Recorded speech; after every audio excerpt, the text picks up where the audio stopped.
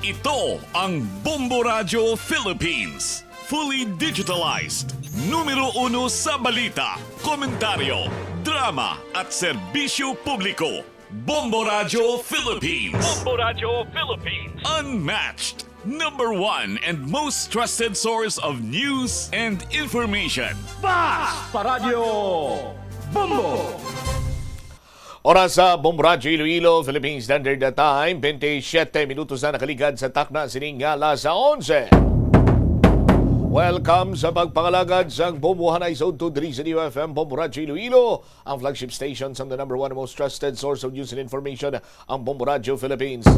Adlaw kita karon sa Huwebes, Pebrero 19, tuig 2026. Sa gihapon, ini mo lang garimang kurman, Bombo Chama Blanco Hofer.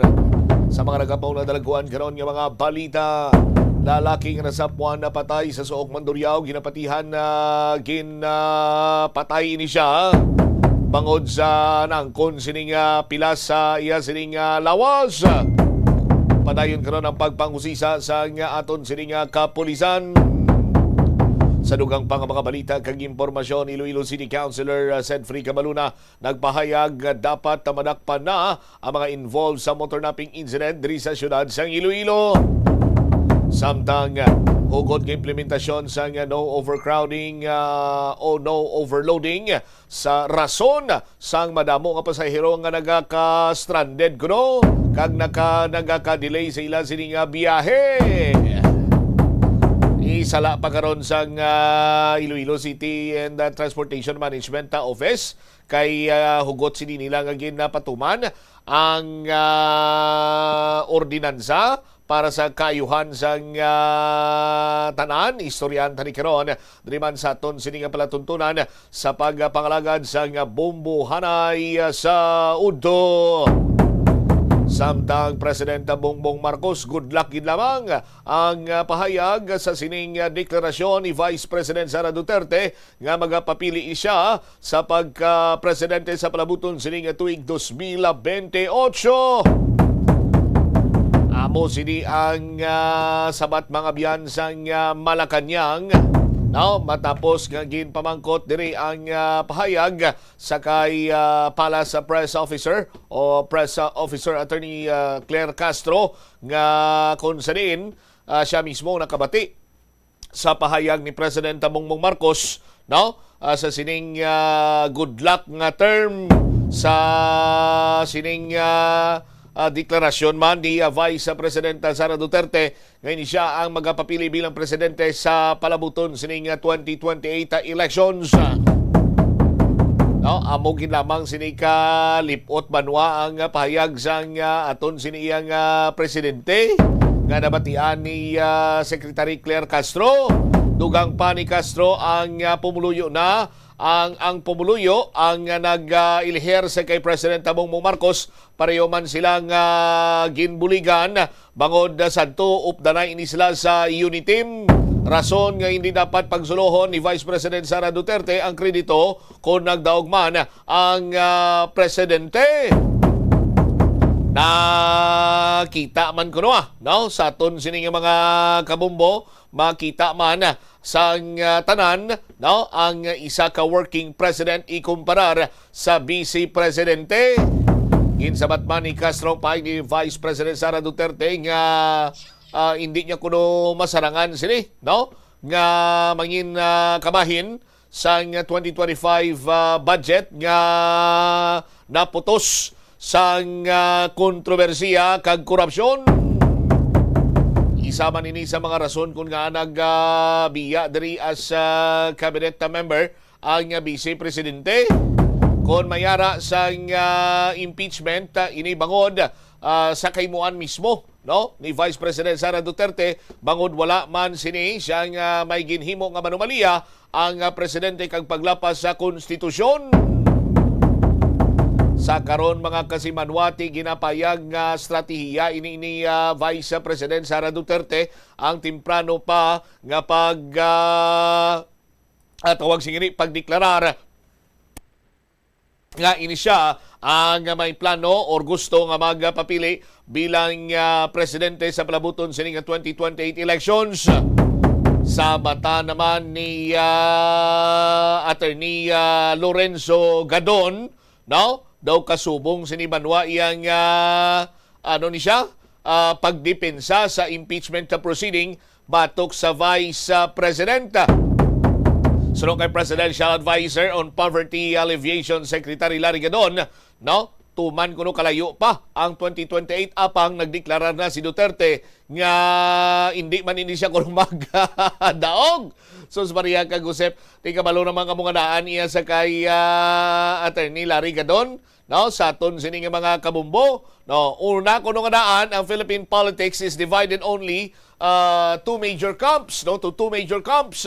Ang Marcos kag Aquino. Ang mga Marcos kuno natural, hindi siya pag-ibuto, no? Hindi man siya kuno pagbuto sa mga Marcos loyalist, no? Ang mga Ilocano sa Solid North tubtob iya sa Mindanao tuman kuno kadamo sang Ilocano, no? Gintawag pagin sining ining mga waray, no? Nga kun sa din kakampi nila o kung ila siniyang ginapinan si former First Lady Imelda Marcos, no? Sa aton sini nga mga kabumbo, ti mga Romualdez kuno sini ang dampigan sa mga waray-waray.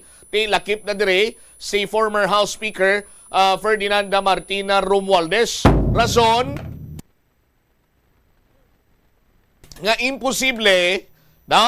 Nga mahalin dira ang boto sa mga Marcos or sa Marcos camp.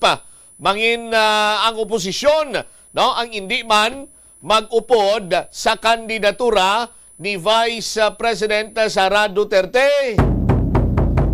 Di lang tawon tapagin kuno ang mga leftist. Hindi man ini siya kuno pag-ibuto bangod nga akig, no? Tuman ang kaakig sa mga Duterte sa mga leftist. Sa aton sini nga mga kabumbo, ang matabo kuno ang mga leftist magadampig sa Liberal Party ukon sa mga dilawan ukon pinklawan ukon posible man nga magdampig ini sila sa mga Marcos sandig pa iya sa kay Attorney Larry Gadon. Ti mayara man sang ginapayag sining United Opposition kag nagalaom gani si Senator Risa Ontiveros nga siya ang kung siyang mapilian sa United Opposition, ti ini siyang willing man kuno nga magpadalagan sa mas mataas sini iyang posisyon or hambalon na namin lang abi sa pagka-presidente sa pungsod na Pilipinas.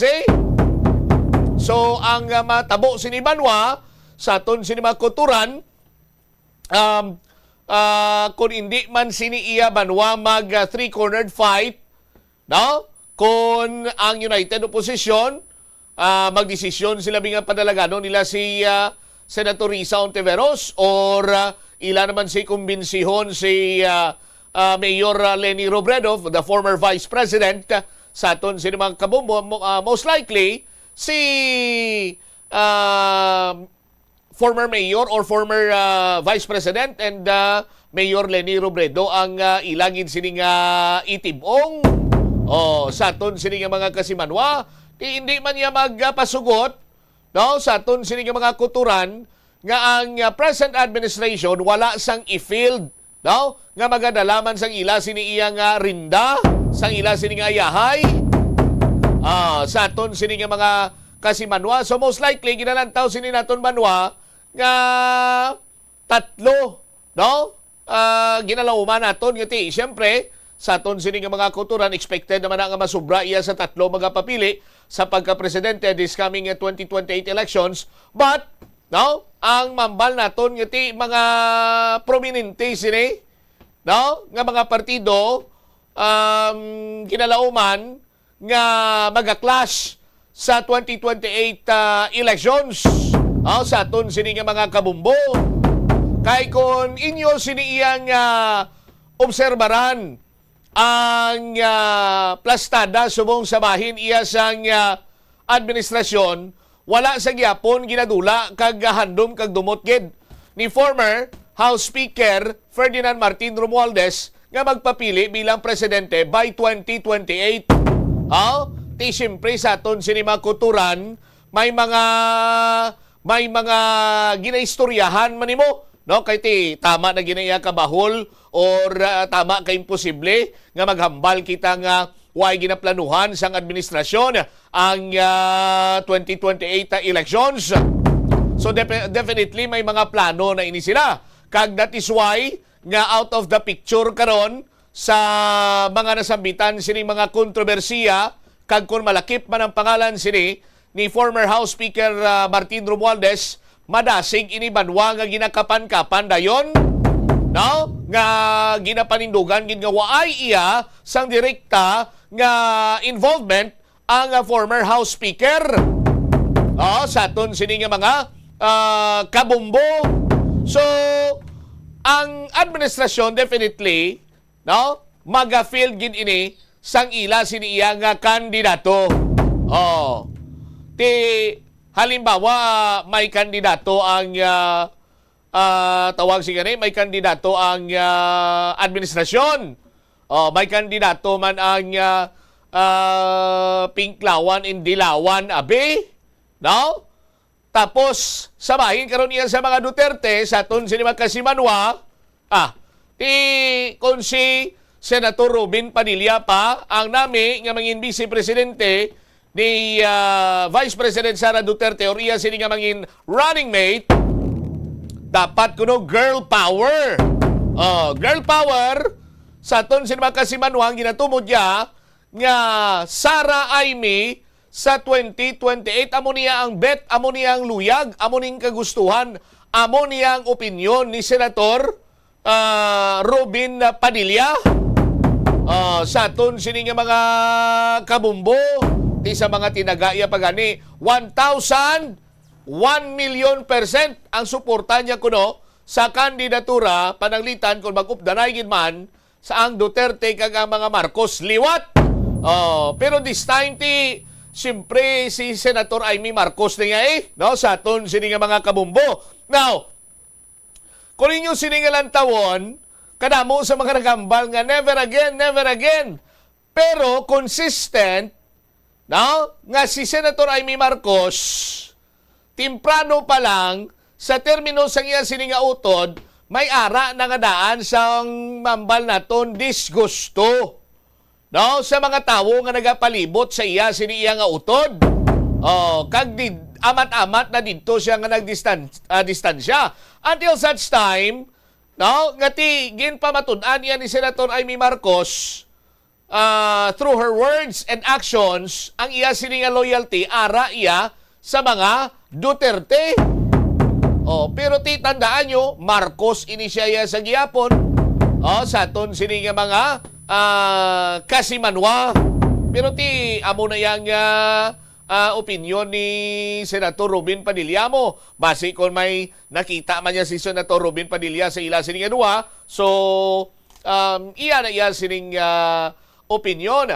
Ang punto sinadiri, in terms naman iya sa nga binutuhay, just like hambal biyan ng attorney Larry Gadon, no? Nga way gid ya kuno sang puluton si Vice President Sara Duterte nga butante sa aton sini nga mga kabumbo kang hindi ni siya magdaog sa palabuton sini nga 2028 elections.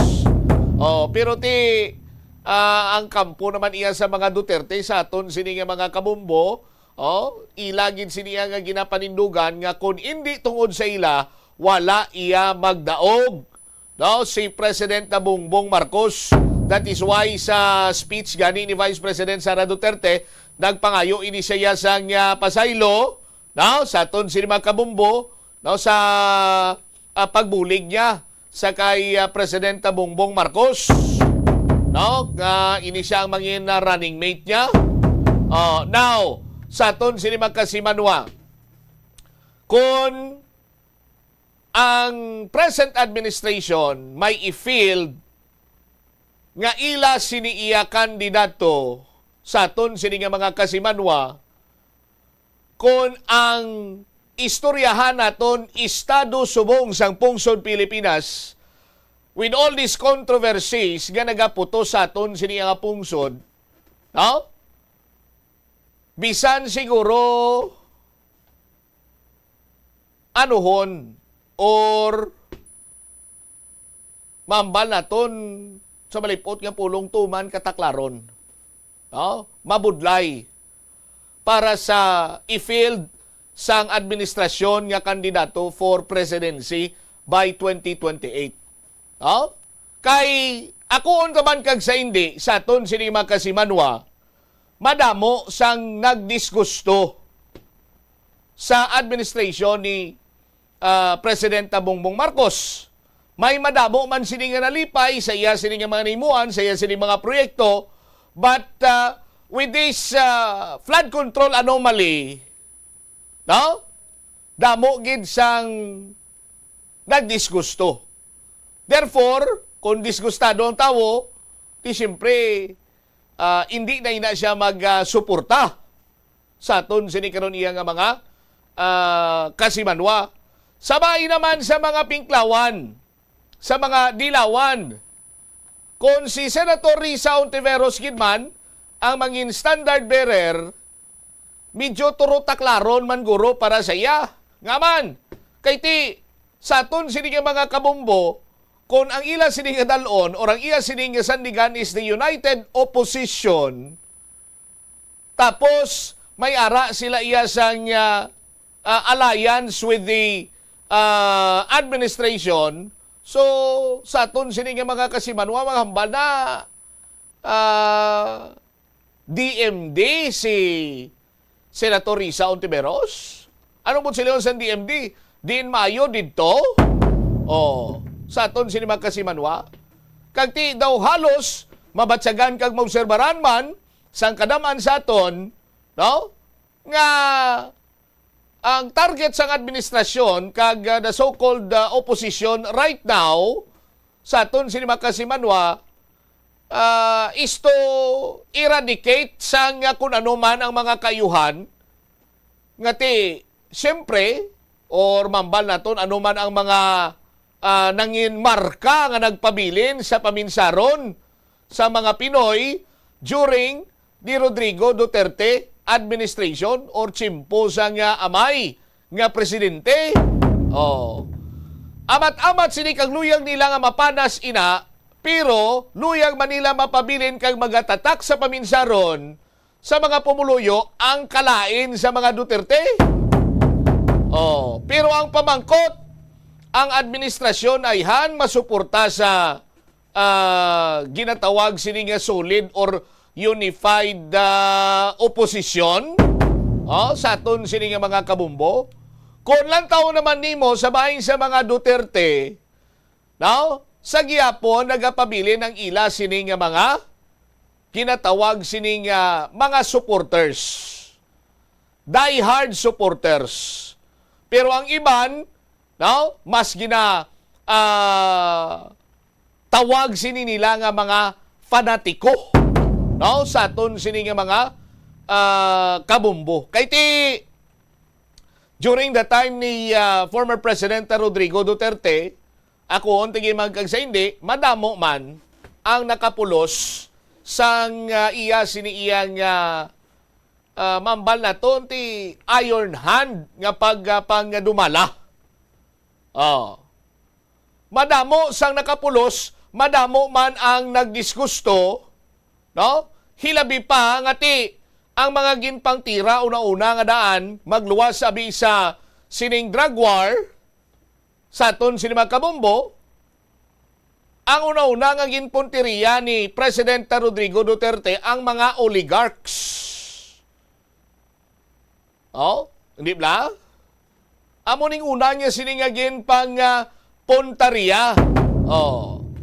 Ti siyempre magaserbi ini ang magabase, ang suporta sa nagakaigo man siniya nga interest, no? Sa aton sini karon nga mga kabumbo. Definitely adtong mga during the time ni sang tatay nga presidente ni tatay nga Duterte, ti siyempre ang makontra ni siya una bes magluwas siya sa pamilya sa biktima sang drug war, ang mga nagaganar sa illegal nga droga, no? Ikaduha, ang mga oligarchs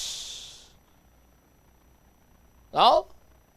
Amo ni ang masuporta sa kung sino man ang magakontra sa mga Duterte. Pero resources naman ay ang mahulag sa ila sa aton sini nga mga kabumbo. Ang punto sinadere, panamo-damo boto ang eleksyon. No? May ara bala sang enough nga supporters ang mga Duterte agod nga ila siniiya ma-topple down ang kung sino man nga mangin standard bearer sang so-called unified opposition or hambalo naton di Liberal Party kag sa present administration. Sa aton sini nga mga kasimanwa. Kay ang unified opposition ni kuno ang ara sa bahin sa Liberal Party nga mga gintawag nga mga pinklawan kag dilawan, hindi man ini sila basta-basta nga magsalig lang. Kung maghambal abi karon ang administrasyon nga sige, bangod nga taklaron gid para sa amon kung mag-field kami, sang amon sini nga kandidato, ibubo na lang namon ang amon sini nga suporta sa inyo. Pero ang mga pinklawan, hindi man ini mga tampuhaw nga i-disregard lang ang athag kag ang natabo na nga daan nga may ara gid sang timpo nga talikdan ang kung ano man ang inistoryahan sa aton sini nga mga kabumbo. No? Hindi man ni sila basta-basta lang iya nga magsalig kag magsandig lang sa administrasyon, no? Para iya nga magpati nga indeed 100% ang suporta para sa ila agod nga pirdihon sa palabuton sini nga eleksyon ang kandidatura abi ni Vice Presidenta Sara Duterte. Sa aton sini karon iya nga mga kasimanwa. Tilang tawon tani sa aton sini nga mga kabumbo, bisan gani iya si former Senator Franklin Drilon ang nagpabutsyag during sa iya sini nga book launching, no? Nga si Vice President Sara Duterte ang pinakamabakod karon or front runner, no, sa bahin sa mga pagapilian, no, sa pagka-presidente sa pungsod Pilipinas by 2028. Sa aton sini karon nga mga taga-palamati. Sinuwayhan ang itapat or ibunggo sang administrasyon sang Liberal Party batok sa kay Vice Presidenta Sara Duterte kag sa possible mangin iya sini nga running mate sa palabuton sini nga eleksyon. Tibantayan naton iniya sa aton sini nga mga kabumbo. Laban-laban masandukot kag masadya ni ang palabuton sini nga 2028 presidential election sa aton sini mga kasimanwa, pero ang may kasiguraduhan lang sina diriya, no, nga humpisa kagapon banwa sa nasiling ko na gani madamo na niya sang nagapabatsyag, no, madamo na ni sang amat-amat na nga nagaobserbar nagatakingking ng aton sini nga barko nga ginasakyan now. May sa tabok to, may barko to nga tahom, mabakod kag do budlay malunod to. Di basi ko na matamat na to nga pwede na to mag-silo na to. Nagapanilag na ni sila kag nagapabatsyag na ni. May mga sinyalis na ni sang ginatawag nga abandon ship. Sa aton sini karon iya mga kuturan, hindi man siling abandon ship nga 360 degrees sa aton sini nga mga kabumbo, golpeada lang lumiso kag kumadto sa kay Vice Presidenta Sara Duterte ila sini nga suporta. Nagapamatsyag man ini sila sa kung anong lihok man sang sa bahin karon iya sang Liberal Party sa aton sini nga mga kabumbo, hindi bla? Ginaburo bantay-bantayan man nila kung diin sila do mas nakita nila nga do mas unsing kabol ang barko nga ginasakyan subong. Ti kunti dito ni sila masaylo sa aton sini nga mga kasimanwa kay kun Leni Robredo versus Sara Duterte. Amo na yang hambal sini Manwa nga masandukot gid. Pero ti kun mag Risa Ontiveros sa aton sini mga kabumbo, umagwan-unwan na sila tinumidyo taklaron gid para sa kay Senator Risa Ontiveros sa aton sini nga mga kuturan. Dugangan pagigadaan sang kalain man sang buot sa iya sang mga sinakpan to ni Pastor Pulo Kibuloy di Blamo Bukres. Tiya makon mo pila silang daang kalibo to. Kag iban pa sinibanwa nga ti mayara man sang gut-gut sa bahin sang mga sa kay Senator Risa Ontiveros particularly. Sa aton sinima kabumbo. Say maswid ginapamatyagan man nina kag ginaplanuhan sa Mayo sa administrasyon, sa kung sino ang mas mamag-an sa ila when it comes sa palabuton sining 2028 election. 54 minutos na ang nakaligad sa takna sini nga las 11 driman sa pagpangalagad sang Bombo Hanay sa udto sa DYFM Bombo Radyo Iloilo. Standby sa aton sining mga kuturan sa dugang sining mga balita kag impormasyon driman sa aton sining pagpangalagad mga kasimanwa. Nagligad to mayara sa third impeachment complaint subong naglabot na gani sa ika-4 mga kasimanwa nga impeachment complaint ang gin-file batok sa kay Vice Presidenta Sara Duterte. Ang ika-4 nga impeachment gin-file ng Attorney Nathaniel Cabrera sa talatapan ni House Secretary General Sheloy Velicaria Garafil. Nag-iendurso naman ni Deputy Speaker Paulo Ortega kag La Union kag subongman sang La Union kag subongman Manila 6 District Representative Benny Abante Jr. Sa reklamo ang culpable violations ng Constitution, betrayal of public trust, graft and corruption kag iban pa nga mga high crimes. Sa karon 3 na ang unang gin-file nga impeachment na batok sa kay VP Sara sa talatapan ni Speaker Faustino Boji D.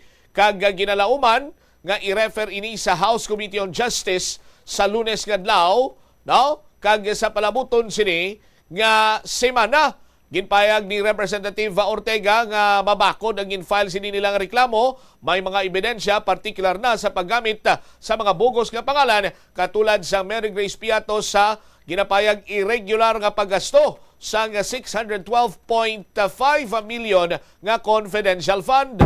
Kalakip sila diri sa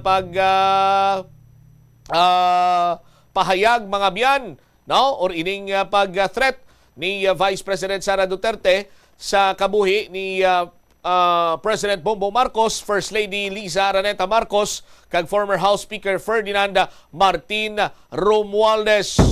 Kaangot sini ginhangkat naman ni mamamayang Liberal Party List Representative Laila de Lima si VP Sara nga mag-eksplikar sa mga aligasyon batok sila diri bago pa man ang iya sini nga ambisyon nga magpapili bilang presidente. Tikon si Representative Edgar Irice pagani sila nga ano ang plastada sa bahin sang confidential fund. Ang mga mayor naton, ang aton sini kapulisan, ang aton sini iyang militar, even the president ang mayara sang ginatawag sini nga intelligence fund. Now, paano ini counter check para nga ti makambal ikaw nga indeed gingasto ini sa insakto sini nga pamaagi, Ti ginasunod ko ini ang breakdown sa isa ka sealed envelope kag ginapasa sa Commission on Audit. Sa aton sini karon iya nga mga kabumbo. Pero when it comes iya sa pagbuyagyag sang imo sini nga source, that is why nga gintawagan ni nga intelligence fund.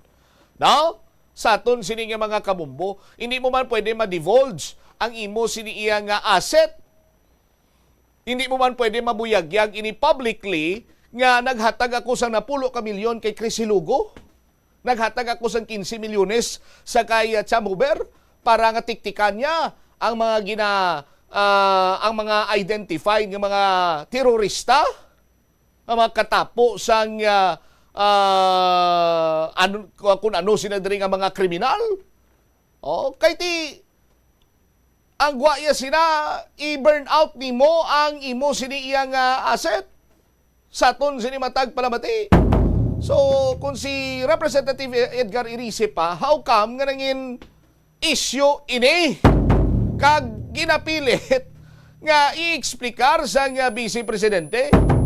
Pero ang kampo naman niya ni Vice President Sara Duterte sa ton sini magkabombo, sinigit isabto namon ini sa proper forum. Kag pananglitan nga magsaka gidman kag magpatigayon na sang trial sa Senate, may kantanan sa sining impeachment, that's the time kuno nga ila sining nga iplastar ang ila man sining nga depensa. Tibantayan tayo ni Banwa sa aton sining nga mga kabumbo, pero sa political development sa pungsod karon, may mga deklarasyon dito, isa para nyo man kag i-prioritize nyo man tani ang interes man sa mga pumuluyo. Hilabi pa ang mga kauturan naton nga mas labi nga nagakinanglan sa bulig sang gobyerno. Anyway, dugang-dugangan ta na bala karon man sa aton sini paday nga pagpangalagad diri sa bombohanay sa udto. Balikan ta lakip na sa mga detalye sa mga nagapaw ng mga balita lokal pagkatapos ang Bombo Network News. Sa eskwelahan, ang pag-practice ang good manners and right conduct ang makabulig sa paghimo sang positive, respectful environment para sa pagtuon. Nagapakita ini sang pagtahod hindi lang sa mga manunudlo kundi mangin sa imo mga classmate kag sa school community. Mag-abot sa eskwelahan on time. Ang pag-abot sang late sa klase kag sa aktibidad ang nagapakita sang kakulang sang respeto sa oras sang iban. Magpamati sa imo maestra o kun maestro samtang nagadiscuss sang lesson kag sundon sang maayo kun may yara sang instructions. Tawgon nga ma'am o kun sir ang imo teacher o kun staff. Kun may pamangkot, ibayaw ang kamot, agud mahatagan ikaw sang kahigayunan nga makasabat. Maggamit sang please, thank you kag excuse me kung nagaistorya sa imo classmate o kun sino. Ito ang Bombo Radio Philippines. Fully digitalized. Numero 1 sa balita, komentaryo, drama at serbisyo publiko. Bombo Radio Philippines. Bombo Radio Philippines. Unmatched. Number 1 and most trusted source of news and information. Paradyo Bombo. This is Bombo Network News Noontime Edition, broadcasting live at Bombo Radio Broadcast Center, Makati City, Philippines. Ngayon ay araw ng Huwebes, ikalabing siyam sa buwan ng Pebrero taong 2026. Sa ulo ng ating mga balita. Sa ating mga pangunahing balita, mga kritiko ni dating Pangulong Rodrigo Duterte binatikos ang umunoy palusot at paawa effect sa kanyang waiver na nagsasabing hindi siya dadalo sa confirmation of charges hearing sa International Criminal Court. Si Senator Amy Marcos handa umunong maging forever running mate ni Vice President Sara Duterte. Ilang senador naman nanindigang neutral kung sakaling umakyat sa Senado itong impeachment complaint laban sa pangalawang Pangulo. Ang Department of Justice naman pinabulaan ng inaprubahan nila ang pag-alis ni dating Department of Public Works and Highway Secretary Bunuan patungo sa US. Ang panglabas ng bansa nitong sina Senator Jinggoy at correspondents binabantayan din. Ang Komisyon ng Elections natapos na ang investigasyon sa Statement of Assets, Liabilities and Net Worth at Statement of Contributions and Expenditure ni Senator Rodante Marcoleta. Ang fact-finding investigation handa ng ilabas ang resolusyon. Abangan sa ating provincial report mamaya 3 Kiafgo patay, 2 sugatan sa pamaril ng kanilang kasamahan. Nangyari po yan sa probinsya ng Kalinga.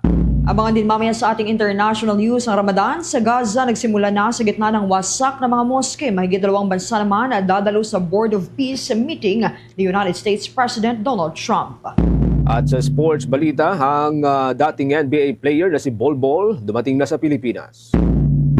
At live nationwide via satellite. Dumako tayo sa detalye ng ating mga balita.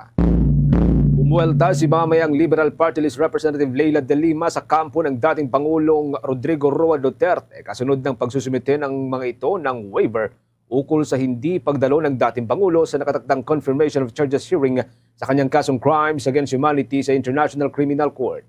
Ayon kay De Lima, ang waiver at deklarasyon na kanyang ipinadala ay patunay na siya ay may maayos na pag-iisip, taliwas sa claims ng kanyang kampo na lumalala na ang kanyang pagkaulyanin. Ito ay kabaliktaran din ng ipinipilit ng defense panel na hindi fit para humarap sa pagdinig ng dating Pangulo.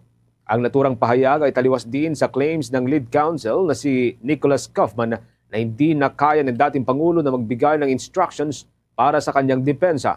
Tinukoy din ni De Lima ang pagpirma ng dating Pangulo sa naturang liham na patunay anya na naiintindihan niya ang nilalaman at implikasyon nito. Nanindigan ang mambabatas na ang ipinasang liham ay nagsisilbi lamang bilang propaganda ng defense panel at ipinapakita rito ang isang defiant Duterte na isa sa mga pangunahing ipinagmamalaki ng kanyang kampo. Maliban dito, umapela rin ito sa emosyon ng kanyang mga supporter sa pamamagitan ng kanyang pahayag na tanggap na niya na siya'y mamatay sa loob ng kulungan.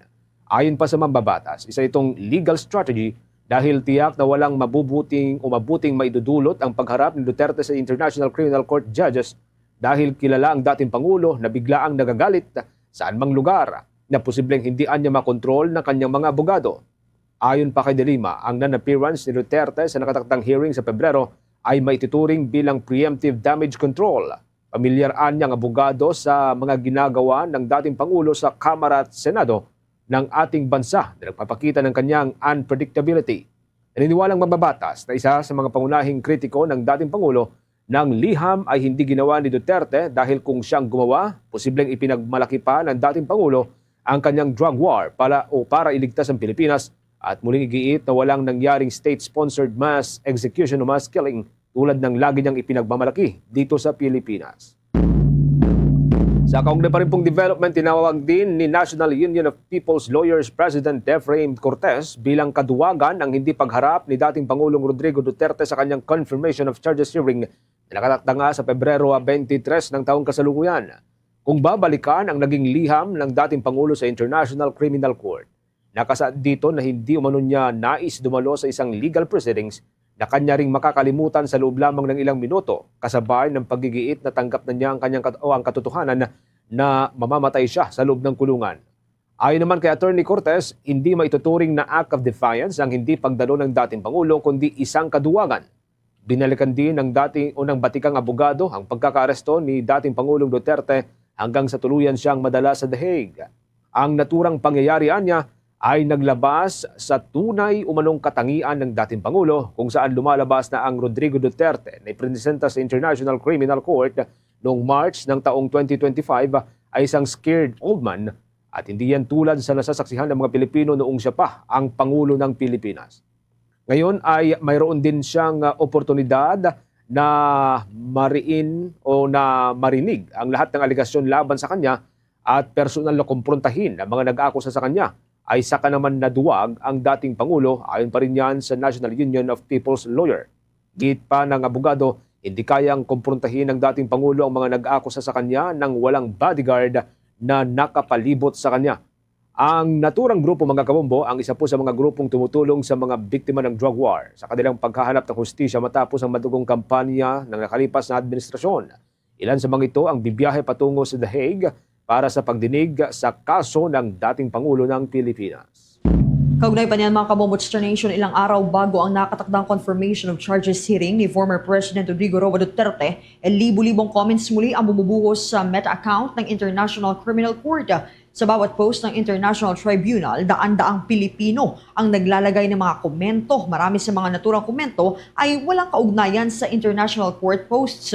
Mapapansin na laman na lagi ng mga komento ay tungkol kay former President Duterte tulad ng kanyang pagkakaaresto noong nakalipas na taon at tuluyang pagdadala sa The Hague, Netherlands. Ito rin yung trial ng dating Pangulo at iba pang mga binabalikan ng mga nagawa ng dating Pangulo dito sa Pilipinas. Marami rin sa mga komento ang nag-aakusa sa International Court. Ilan sa mga ito ang mga nag-aakusang bayad umano itong International Tribunal at mga hukom nito, habang ang iba naman ay naakusahan din ng korte ng pangingidnap sa dating Pangulo. Sa kasalukuyan ay nakadetine sa International Criminal Court Detention Center si former President Duterte habang nakatakda ang confirmation of charges hearing para sa kanyang kasong crimes against humanity dahil sa madugong drug war. Maalala noong Marso taong 2025, ilan araw matapos ang unang pagharap ni former President Duterte sa International Court, pinutakte rin ng mga mensahe ang social media platforms ni International Criminal Court Pre-Trial Chamber 1 Presiding Judge Julia Antonella Motoca. Marami sa mga ito ay naglalaman ng mga hate speech, pagbabanta at pamimilit na palayain na ang dating Pangulo. Marso 11 naman ang maaresto sa Pilipinas ang dating presidente at agad siyang dinala sa The Hague at mula noon ay nanatili na siya doon sa may detention facility. At sa mga karagdagan pang balita, iginiit naman ni Senator Bongo na hindi siya magiging awol o absent sa Senado kahit na tinukoy siya ng International Criminal Court bilang co-perpetrator sa kaso ng crimes against humanity laban sa kay former President Rodrigo Roa Duterte. Sinabi ni Go na ang kanyang presensya sa Senado ay patunay na kanyang kawalang kasalanan. Tinanggihan niya rin ang mungkahi na magtago o humingi ng sanctuary sa loob ng Senado. Kasama sa International Court allegations si Go at si Senator Ronald Mato de la Rosa na pinaniniwala ang katuwang ni Duterte sa mga patayan sa war on drugs.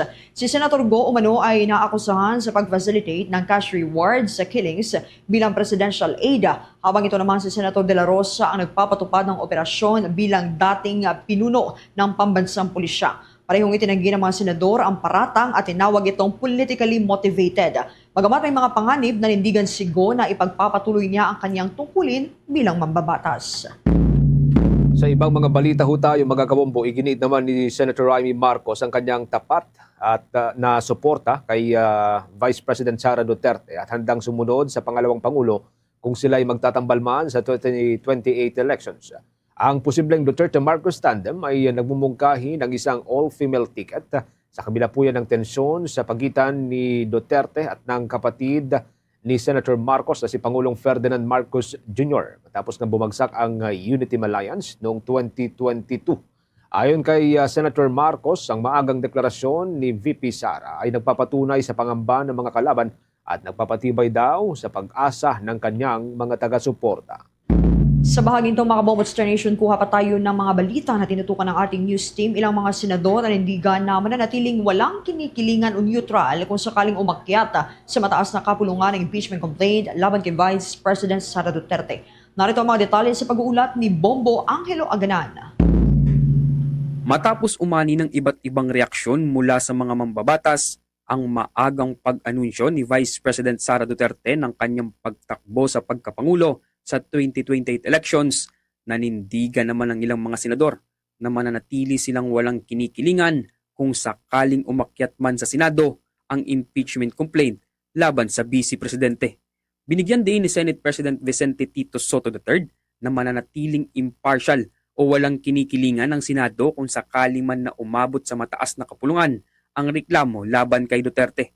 Aniya, bilang mga mambabatas, inaasahan sa kanila na maging patas at walang kinikilingan, maging kanino mang articles of impeachment ang umakyat sa mataas na kapulungan, kandidato man ito o hindi. Dagdag pa ng Senate President, masyado pang maaga para magsalita kung ano ang mga maaaring susunod na mangyayari, lalo pa at sa kasalukuyan ay maraming kumakalat na espekulasyon. The senators are expected to be impartial always, no matter who is going to be charged or kanino mang articles of impeachment ang sumampa sa amin. We are expected to be impartial. So kahit kandidato, hindi kandidato, kahit sino pa yan, doesn't matter. So you're asking me about something that might happen in 2028, October of 2028. Ask me that question in October 2028 na may filing na. Kasi ngayon, everything else is speculation. Ebidensya naman umano ang magiging basihan ni Senator Sherwin Gatchalian kung sakaling tumungtong na sa Senado ang impeachment complaint laban sa Vice Presidente. Ayon kay Gatchalian, importante na maipresenta ng maayos ang mga ebidensya ng reklamo kay Duterte dahil ito ang magiging basihan nilang mga senador sa pagdidesisyon kaugnay sa impeachment complaint. Ko kanina sa interview kanina na ang titignan sa impeachment ay ebidensya. So, of course, importante kung ano yung mapapresent ang ebidensya. So, yun yung pinaka. Samantala, matatandaan sa mga dating pahayag na Senator Risa Hontiveros na gagawin niya umano ang kanyang tungkulin bilang isang senator judge kung umabot sa Senado ang impeachment complaint laban sa Vice Presidente. Bagamat miyembro ng United Opposition at nagpahayag na handa siyang tumakbo sa kahit anong posisyon kung pipiliin ng kanilang hanay, nanindigan naman si Hontiveros na mananatili siyang patas sa magiging boto sa impeachment complaint. Matatandaan na noong Miyerkules, kaparehong araw ng pag-anunsyo ng Vice Presidente ng kanyang pagtakbo sa pagkapangulo sa 2028 elections, inihain ang ika-4 na reklamo laban sa kanya ni Atty. Nathaniel Cabrera mula Batangas at inendorso naman ito ni Deputy Speaker Paulo Ortega at Representative Benvenido Abante. Nakasaad sa reklamo ang umano'y betrayal of public trust, culpable violation of the Constitution, maling paggamit ng pondo at iba pa. At yan ang ulat mula dito sa Senado. Ako si Bombo Angelo Ganan and this is Bombo Radio Philippines, the #1 and most trusted source of news and information. Basta Radyo, Bombo! 13 minuto makalipas ang alas 12 ng katanghalian. Sa usapin pa rin po ng impeachment complaint, mga kabombo, naniniwala naman si Manila 3rd District Representative Joel Chua na hindi makakaapekto sa pag-usad ng impeachment complaint laban kay Vice President Sara Duterte ang ginawa niyang pag-anunsyo kahapon na siya ay tatakbo bilang Pangulo ng Pilipinas sa susunod na halalan. Ayon sa mambabatas, tungkulin ng mababang kapulungan na talakayin ang reklamo laban sa sinumang impeachable official sa halig ng itinatakda ng saligang batas.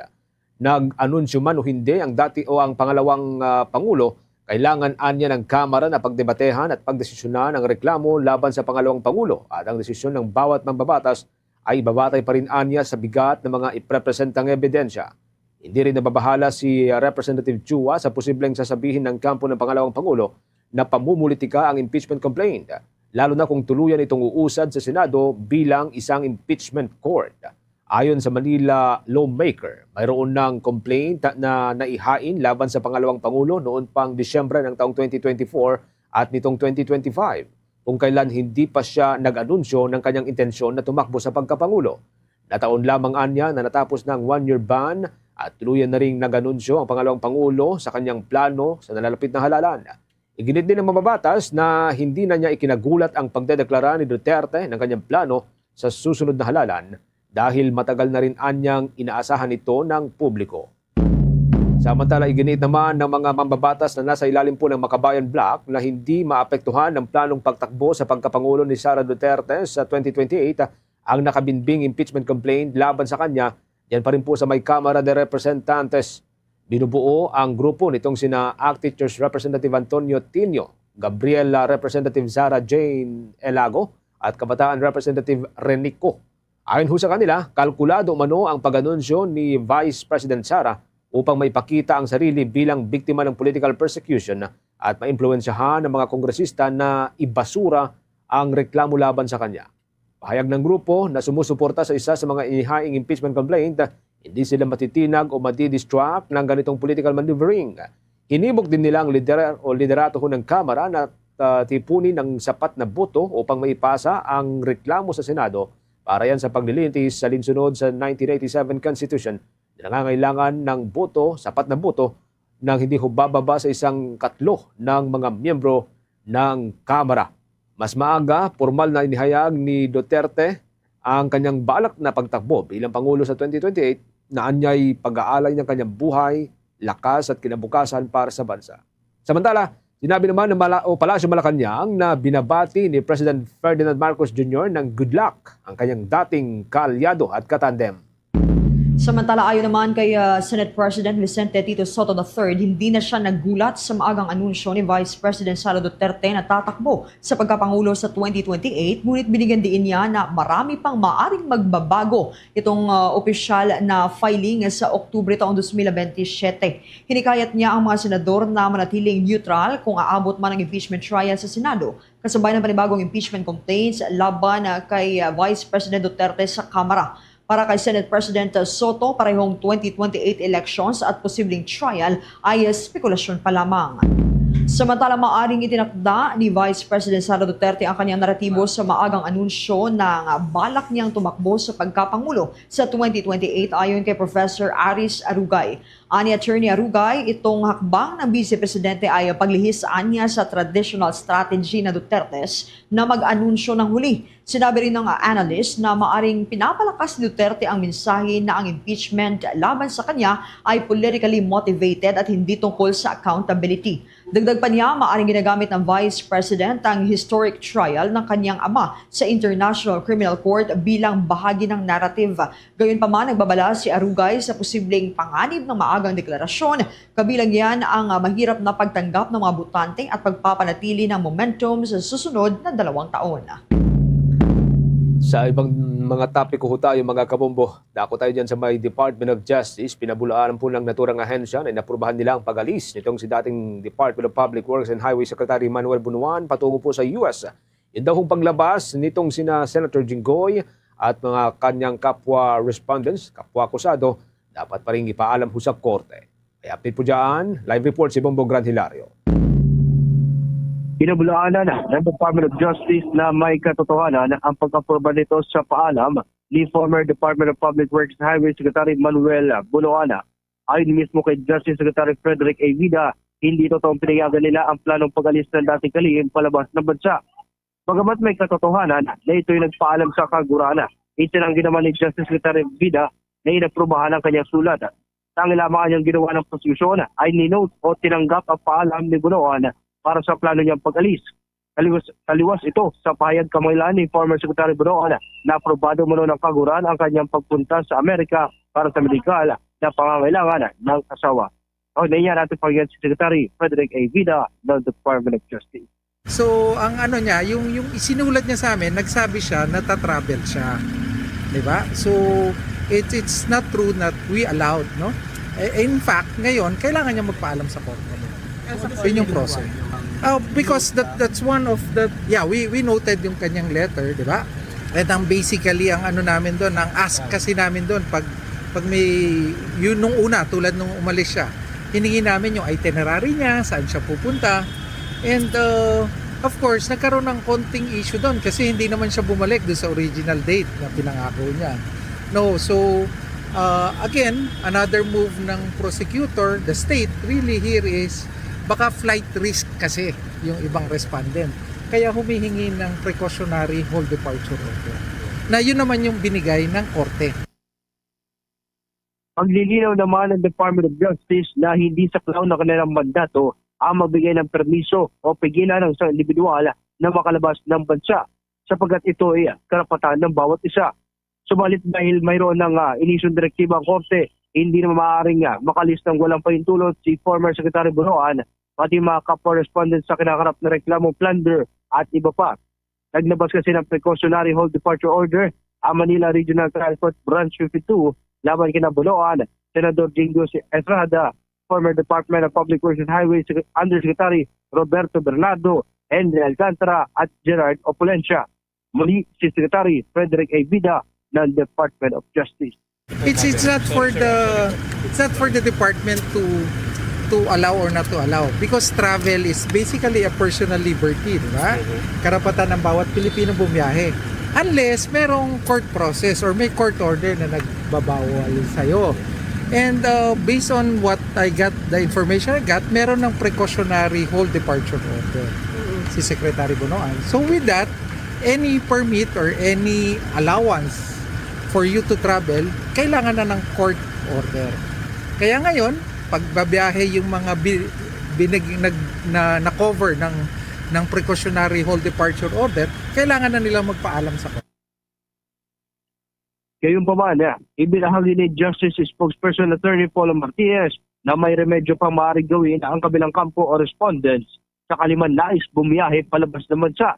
Aniyaya, pwede sila maghain ng motion sa korte para malim ang inisyo precautionary hold departure order at mapahintulutan na makalis ng Pilipinas. Narito naman natin pakinggan ang pahayag ni Attorney Paulo Martinez, ang spokesperson ng Kagurana ng Katarungan. Pa po ba may remedy? May remedyo pa ba ang mga respondent na malift ang hold departure order or PHDO? Yes, of course. They will necessarily have to file a motion to lift the PHDO with a court that issued the same, and they will have to file a bond. This is under the rules. So they have remedies under the law protecting, of course, the rules protect the interests of both the complainant and the respondents.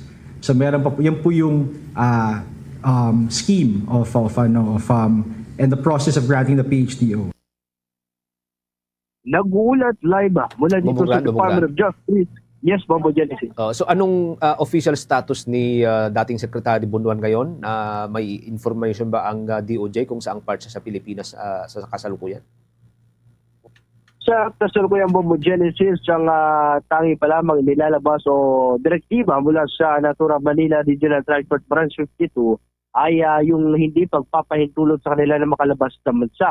Patungkol naman sa kung minomonitor nila ang lokasyon o kung nasaan man si Bunuan, ay tanging siya pa lamang ay respondents. Ibig sabihin, hindi pa siya formal o tinatawag na akusado upang tingnan o mabigyan ng arrest warrant at alamin kung nasaan ang kinaroroonan ng dating opisyal. Pero positive, nasa loob siya ng Pilipinas. Yes, Bombo Genesis, ng ating ding makapanayam at makausap ang Bureau of Immigration, walang impormasyon o travel records na nagsasabing nakalis ng bansa o may planong o lumabas man ng Pilipinas si former Department of Public Works and Highways Secretary Manuel Bunuan. One more question, Bobo Grand. Just out of curiosity, malapit na kasi yung confirmation of charges hearing ni dating Pangulong Duterte. Officially, may nababanggit bang Department of Justice na posibleng magpadala sila ng observer lamang doon sa International Criminal Court during the hearing? Bombo Genesis, patungkol sa usapin ng International Criminal Court, ang Department of Justice ay nanindigan na bago gumawa ng aksyon o hakbang ay sila muna maghihintay sa ilalabas na resolusyon ng Korte Suprema patungkol sa mga petisyon sa pagkakaresto kay former President Rodrigo Roa Duterte. Ibig sabihin, Bombo Genesis, ay aminado Department of Justice na wala pa silang aksyon o preparasyon na ginagawa patungkol sa naturang issue. Sakali man din na dumating o maglabas ng arrest warrant ang naturang International Tribunal patungkol sa kasong kinakarap ni former President Duterte. Bombo Genesis. Sige, maraming salamat, Bombo Grand. Ingat ka dyan. Nag-uulat live mula dito sa Department of Justice. Ito si Bombo Grand Hilario at this is Bombo Radio Philippines, the number one and most trusted source of news and information. Basta Radio Bombo! Naniniwala naman si House Senior Deputy Minority Leader at Caloocan Representative Edgar Erice na natangi si former Vice President Leni Robredo lamang ang may kakayahang tapatan si Vice President Sara Duterte sa 2028 presidential race. Sa isang panayam, inihayag ni Representative Erice ang naturang sentimiento sa sidelines ng isinagawang public consultation para sa anti-political dynasty bills doon sa lungsod ng Cebu. Ayon sa mambabata, si Robredo ang nakikita niyang most formidable candidate na pwedeng isalang ng oposisyon upang humarap sa kasalukuyang vice-presidente sa darating na halalan. Samantala, tahasan ding ibinasura ni Erice ang posibilidad na makipagsanib-puwersa ang oposisyon sa kasalukuyang administrasyon. Binigyan diin ang kongresista na hindi uubra ang naturang alyansa dahil sa mga isyu ng korupsyon na kinakaharap ng pamahalaan. Nanindigan si Representative Erice na mananatiling hiwalay ang kanilang grupo at magfo-focus sa pagpapalakas ng kanilang hanay para yan sa susunod na eleksyon. Sa usapin pa rin po ng halalan, mga kabombo, at isa pa sa mga malalaking balita ho natin ngayong araw, natapos na ho ng Commission on Elections ang investigasyon sa diferensya ho ng Statement of Assets and Liabilities and Net Worth at Statement of Contributions and Expenditure nitong si Senator Rodante Marcoleta nung siya po'y tumakbo dun sa 2025 elections. Ayon kay Attorney John Rex Lodjanco, nakasunod si Marcoleta sa show cause order at naisumite ang kanyang counter affidavit noong Enero ng kasalukuyang taon. Kasalukuyang handa na para sa resolusyon ng fact-finding investigation ng komisyon. Ipinakita ng record na ang Statement of Assets, Liabilities and Net Worth niya ay 51.9 million pesos. Samantalang ang mga kontribusyon ay umabot ng 112.8 million pesos. Kahit walang naideklarang campaign contributions. Ito po ay mahigit sa 50% na pagtaas kumpara dun sa kanyang Statement of Assets and Liabilities and Net Worth. Ayon sa batas sa halalan, lahat po ng gastusin at kontribusyon kabilang ang mga anonymous donor ay dapat daw hong ideklara at may parusa para sa maling deklarasyon o hindi pagsusumite. Kabilang dito ang permanent disqualification at maging ang pagkakakulong. Samantalang Kamara naman inaprubahan sa ikatlo at huling pagbasa itong panukalang Safe Power at Communications Cables. Yan at iba pang mga balita na tinutukan ni Bombo Annalise Subirano. Inaprubahan na ng House of Representatives sa ilalim ng pamumuno ni House Speaker Boji D sa ikatlo at huling pagbasa ang House Bill number 7565 o ang Safe Overhead Electric Distribution Cable and Communications Lines Act. Sa botong 223 pabor, ipinasa ng Kamara ang panukalang nag-uutos sa mga electric distribution, cable at telecommunications companies na akuin ang buong responsibilidad sa kaligtasan, maayos na pamamahala at regular na inspeksyon ng kanilang mga overhead lines. Maaari silang pagmultahin ng hanggang 2 milyong piso. Ayon kay House Majority Leader Ferdinand Alexander Marcos, isa sa mga unahing may akda ng panukala, layo nitong tugunan ang matagal ng problema sa nakalaylay at delikadong mga kable sa mga komunidad. Sa ilalim ng panukala, obligadong magsagawa ng regular na audit at inspection ang mga utility, tanggalin ang mga nakalaylay at hindi ginagamit na kable, ayusin at itali ng maayos ang aktibong linya, palitan ang sirang poste at sumunod sa Philippine Electrical Code. Magkakaroon din ng monitoring and service team sa bawat lungsod at munisipalidad para sa semi-annual inspection, habang ang mga lokal na pamahalaan ay maaring magpasa ng mga ordinansa at hindi magre-renew ng business permits ng mga pasaway na kumpanya. Bubuo ng Interagency Committee na pamunuan ng Energy Regulatory Commission upang magtakda ng uniform standards at pangasiwaan ang nationwide cleanup at monitoring. Sa ibang balita naman, nananawagan si Pangasinan 6th District Representative at Deputy Majority Leader Marlene Primicias Agabas na agarang imbestigahan ang kaugnay na desisyon ng Regional Trial Court Branch 53 na nagsasabing hindi umano tumpak ang pagbasa at pagbibilang ng boto ng automated counting machines sa ibang kaso sa Rosales, Pangasinan. Sa kanyang privilege speech, iginiit ni Agabas na bagamat tila lokal ang issue, may pambansang implikasyon ito sa kredibilidad ng buong sistema ng halalan. Pakinggan natin si Representative Marlene Primicias Agabas. Call to action.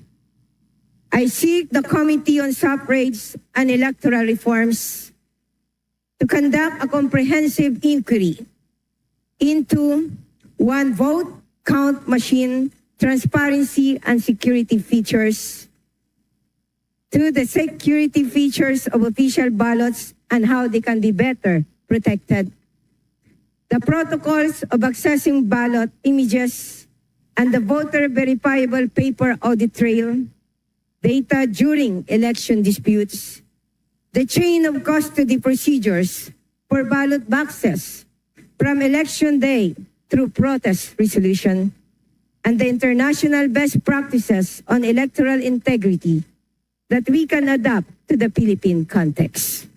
This inquiry will be conducted with transparency, impartiality, and urgency. Si Representative Marlene Primicias Agabas. Mula sa Kamara, Bombo Anali Montaño Soberano nag-uulat. And this is Bombo Radio Philippines, the #1 and most trusted source of news and information. Basta Radio, Bombo! Meron na ho tayong 29 minutes na lamang bago sumapit ang alauna ng hapon. Sa ibang mga updates tayo, hinimok ni dating Senator Francis Tolentino ang Department of Foreign Affairs na ipatawag ng mga opisyal ng Chinese Embassy dito ho sa Manila.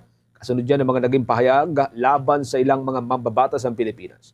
Sa isang forum, sinabi ho nitong si Senator Tolentino na dapat repasuhin ng Foreign Affairs Department ang Article 9 ng Vienna Convention on Diplomatic Relations na nagbibigay ng kapangyarihan sa receiving state na ideklarang persona ng grata ang isang diplomat. Anya, hindi umano dapat makialam ang embahada sa mga debate sa Senado at nararapat itong igalang ang institusyon at ang mga batas ng Pilipinas.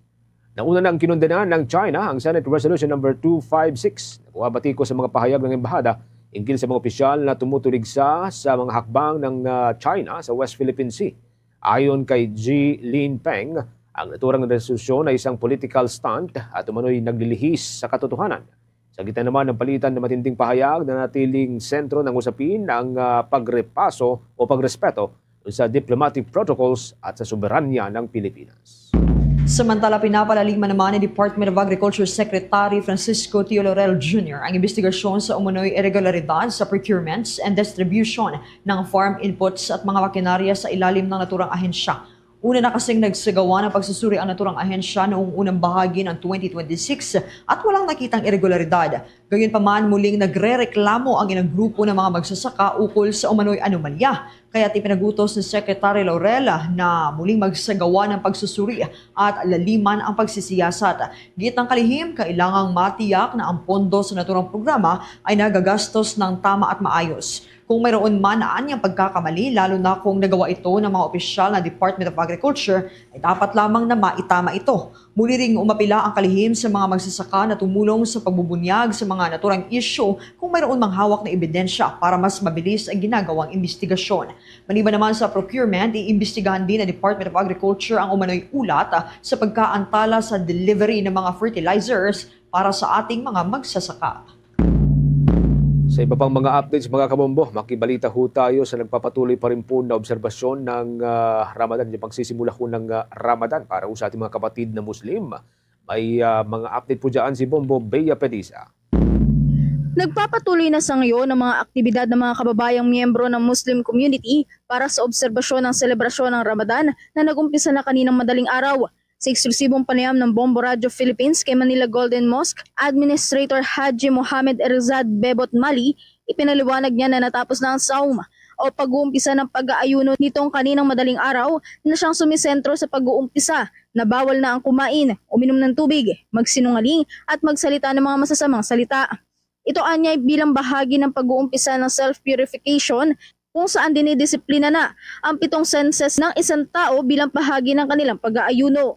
Ngayon tanghali naman ay posible na magsagawa ng kanilang pagbabasa ng banal na kasulatan o pagbabasa ng Quran ang mga kababayang Muslim na isa rin sa kanilang mga aktibidad ngayong araw.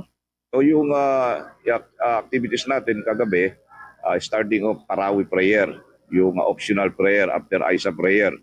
So ngayon, we start this morning, kaninang umaga, 1 o'clock. So yung intention namin, nag-sound na kami, meaning mag-intend ka na ron to fast today.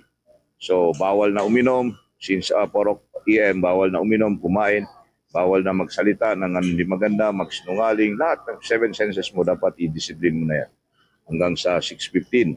So breaking ang fast namin 6:15. So ngayon pwede ka na magbasa ng Quran, isa sa mga magandang gawin. Basahin mo ang Quran lahat hanggang sa maubos yung at tapos yung Ramadan. Ayon pa kay Admin Bebot, 5 beses magdasal sa isang araw ang mga Muslim bilang bahagi ng kanilang obligasyon kay Allah para sa kanilang self-renewal at pagdidisiplina na rin sa kanilang mga sarili. Ito naman ay sinasagawa sa madaling araw na tinatawag na Fajr. Duhar naman ang tawag sa magiging pagdarasal ngayong tanghali, pasado yan alas 12:15, asar naman sa hapon, Maghrib naman ang tawag sa magiging pagdadasal mamayang paglubog ng araw at Aisa naman para sa kanilang panalangin sa gabi. So, remembrance, yung jikir, tinatawag namin to use yung tasbih, rosary. Remembrance, remembering of Allah. Kasi ngayon talagang dapat i-pure, self-renewal sa loob ng isang buwan. Luhur, prayer, yung 12:15.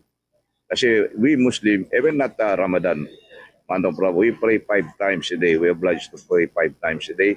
Maghrib, luhur, asar, subu, fajar, luhur, asal, maghrib, Aisa. 5 times a day. Kaya ang prayer namin.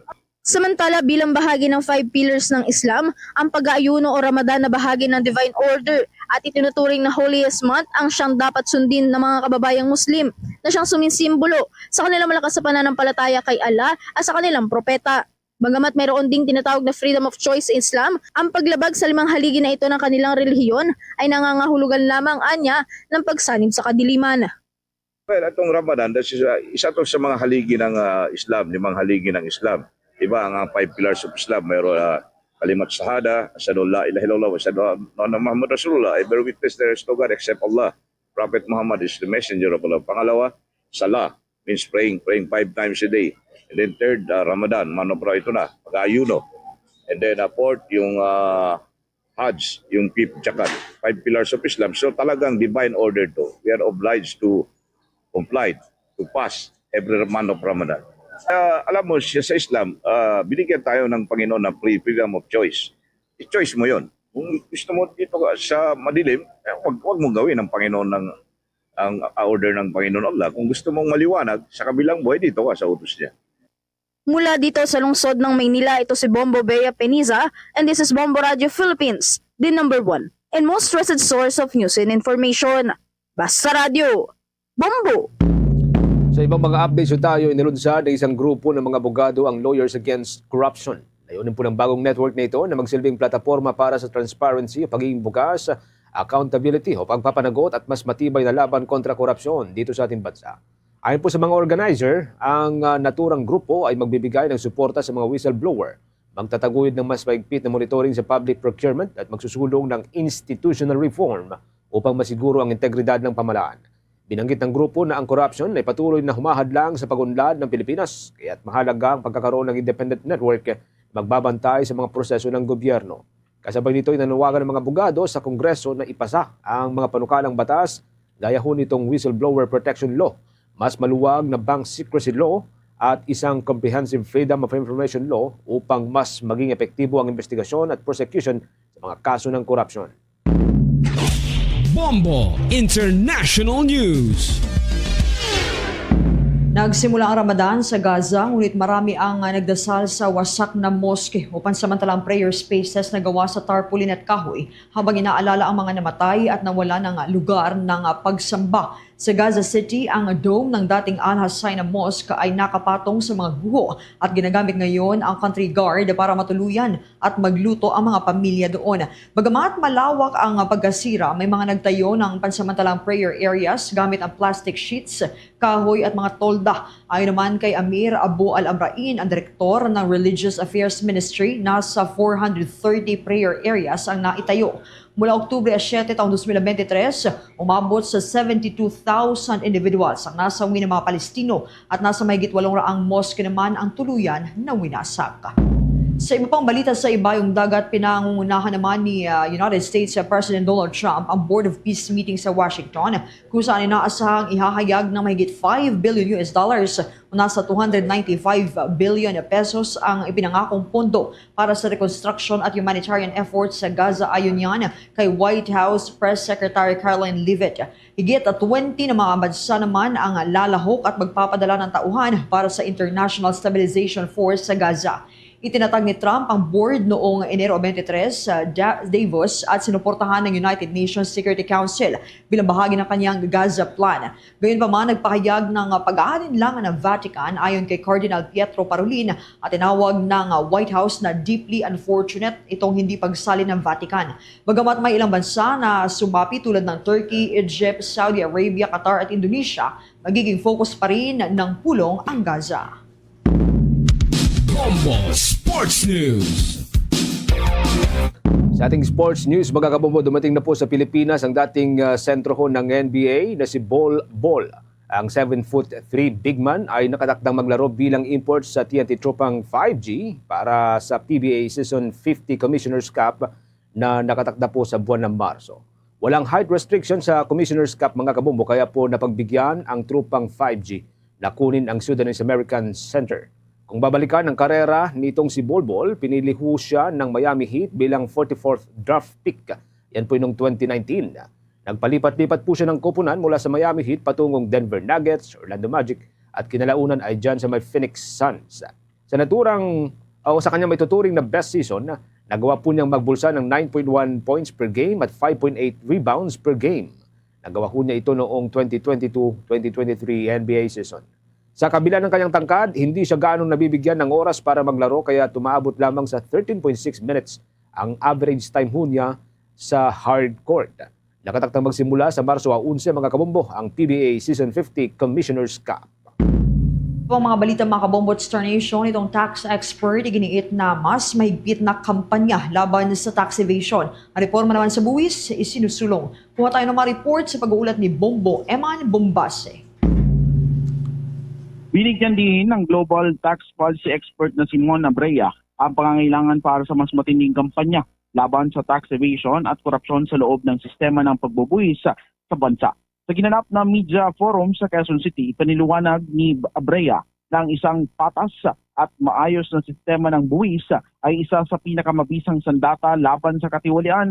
Ayon pa kay Abrea, founder ng Asian Consulting Group, dapat na iwanan ang manual process ng audit at na madalas umanong nagiging daan sa negosasyon at korupsyon.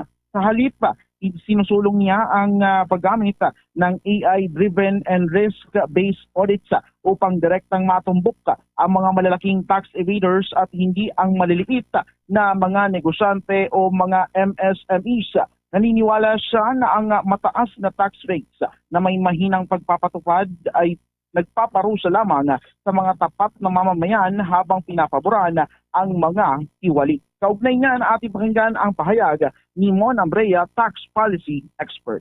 Aside from corruption, it really protects the rich and powerful. Ni minsan wala tayong narinig na nakasuhan na makapangyarihang politiko despite this flood control scandal, and yet lagi nyo silang nalalagay sa news pag may pinasarang hardware o maliit na tindahan o may artista na hindi nakapagbayad ng tamang buwis, pero political dynasty, the billionaires, nagtitimpi ako, gusto ko nang banggitin yung mga pangalan, the billionaires, the dynasties, mga nagkamkam ng lupa sa probinsya, negosyo, kontrolado ang utilities, ang real estate businesses, and yet walang kaso ng tax.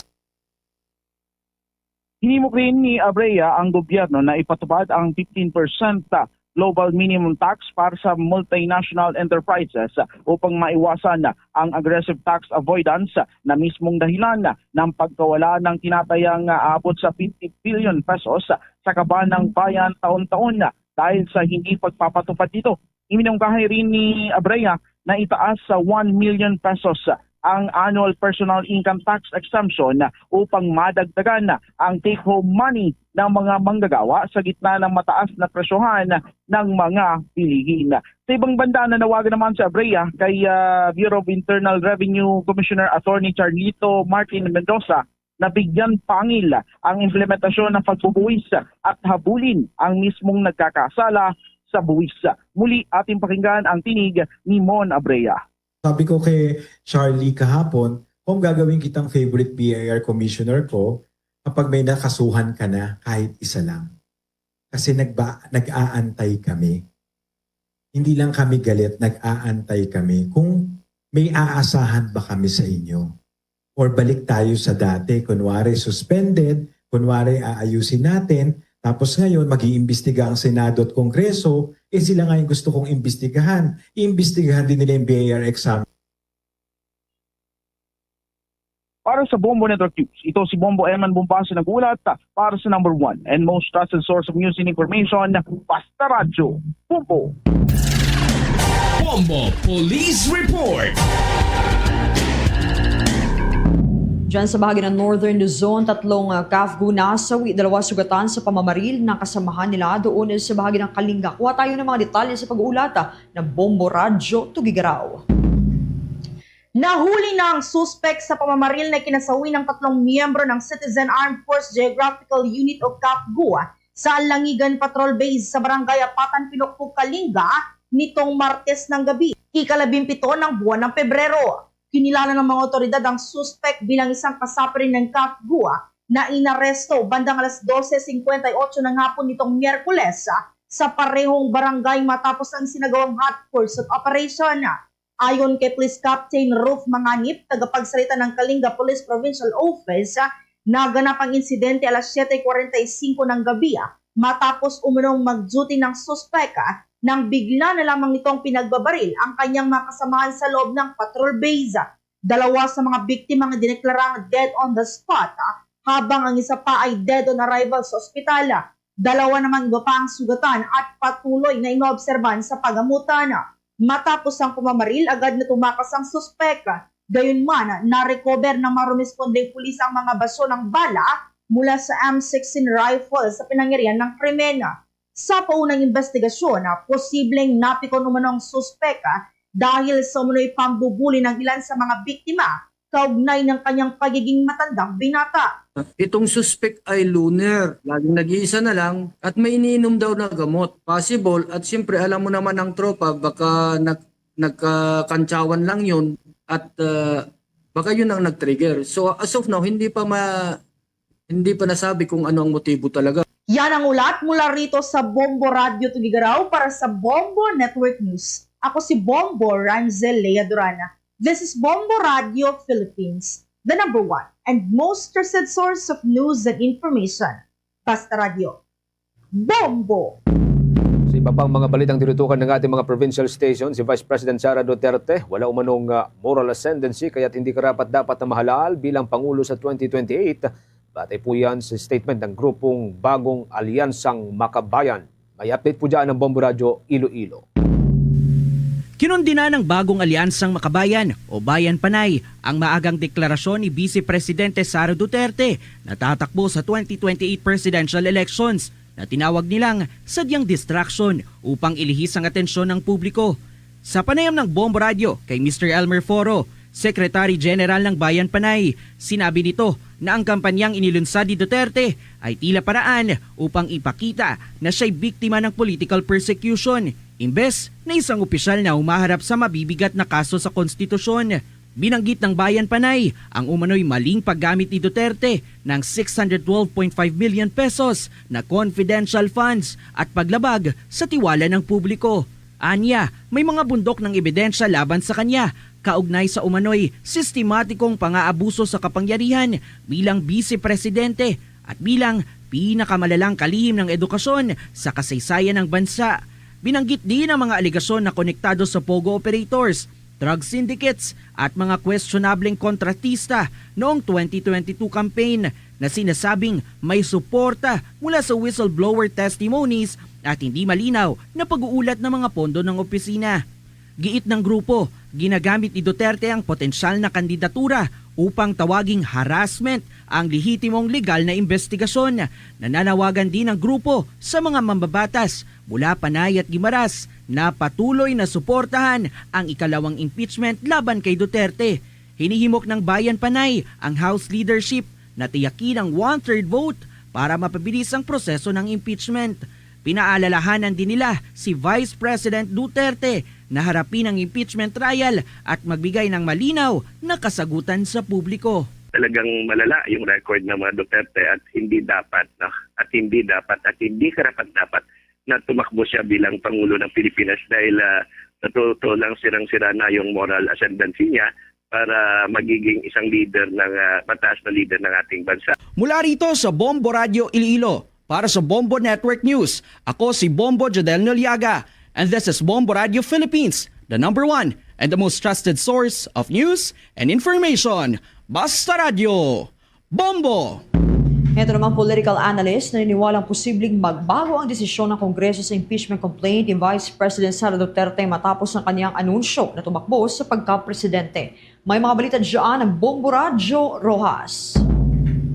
Naniniwala ang isang political analyst na posibleng magbago ang desisyon ng Kongreso sa impeachment complaint laban kay Vice President Sara Duterte matapos ang kanyang anunsyo na tumakbo bilang presidente sa 2028 national elections. Sa panayam ng Bombo Radio Rojas kay Attorney Joner Pueblo, sinabi nito na posibleng may magbabago sa political landscape sa bansa, partikular ang mga galaw ng mga kongresista na posibleng suriin na rin nila ang kanilang political survivability dahil sa naging anunsyo ng vice-presidente. Ayon sa kanya, ang ganitong dynamics ay posibleng makaapekto sa mga boto sa impeachment case laban kay Duterte. Nanawagan din ito sa mga botante sa 2028 na mahalagang pag-isipan kung paano maaapektuhan ng mga political maneuvering ang kinabukasan ng bansa. Bagamat imposibleng ganap na alisin ang korupsyon aniya, nananatiling pinakamabisang sandata laban dito ang maingat at responsableng pagboto. They will play the political game nga mapakita sila sa presidente.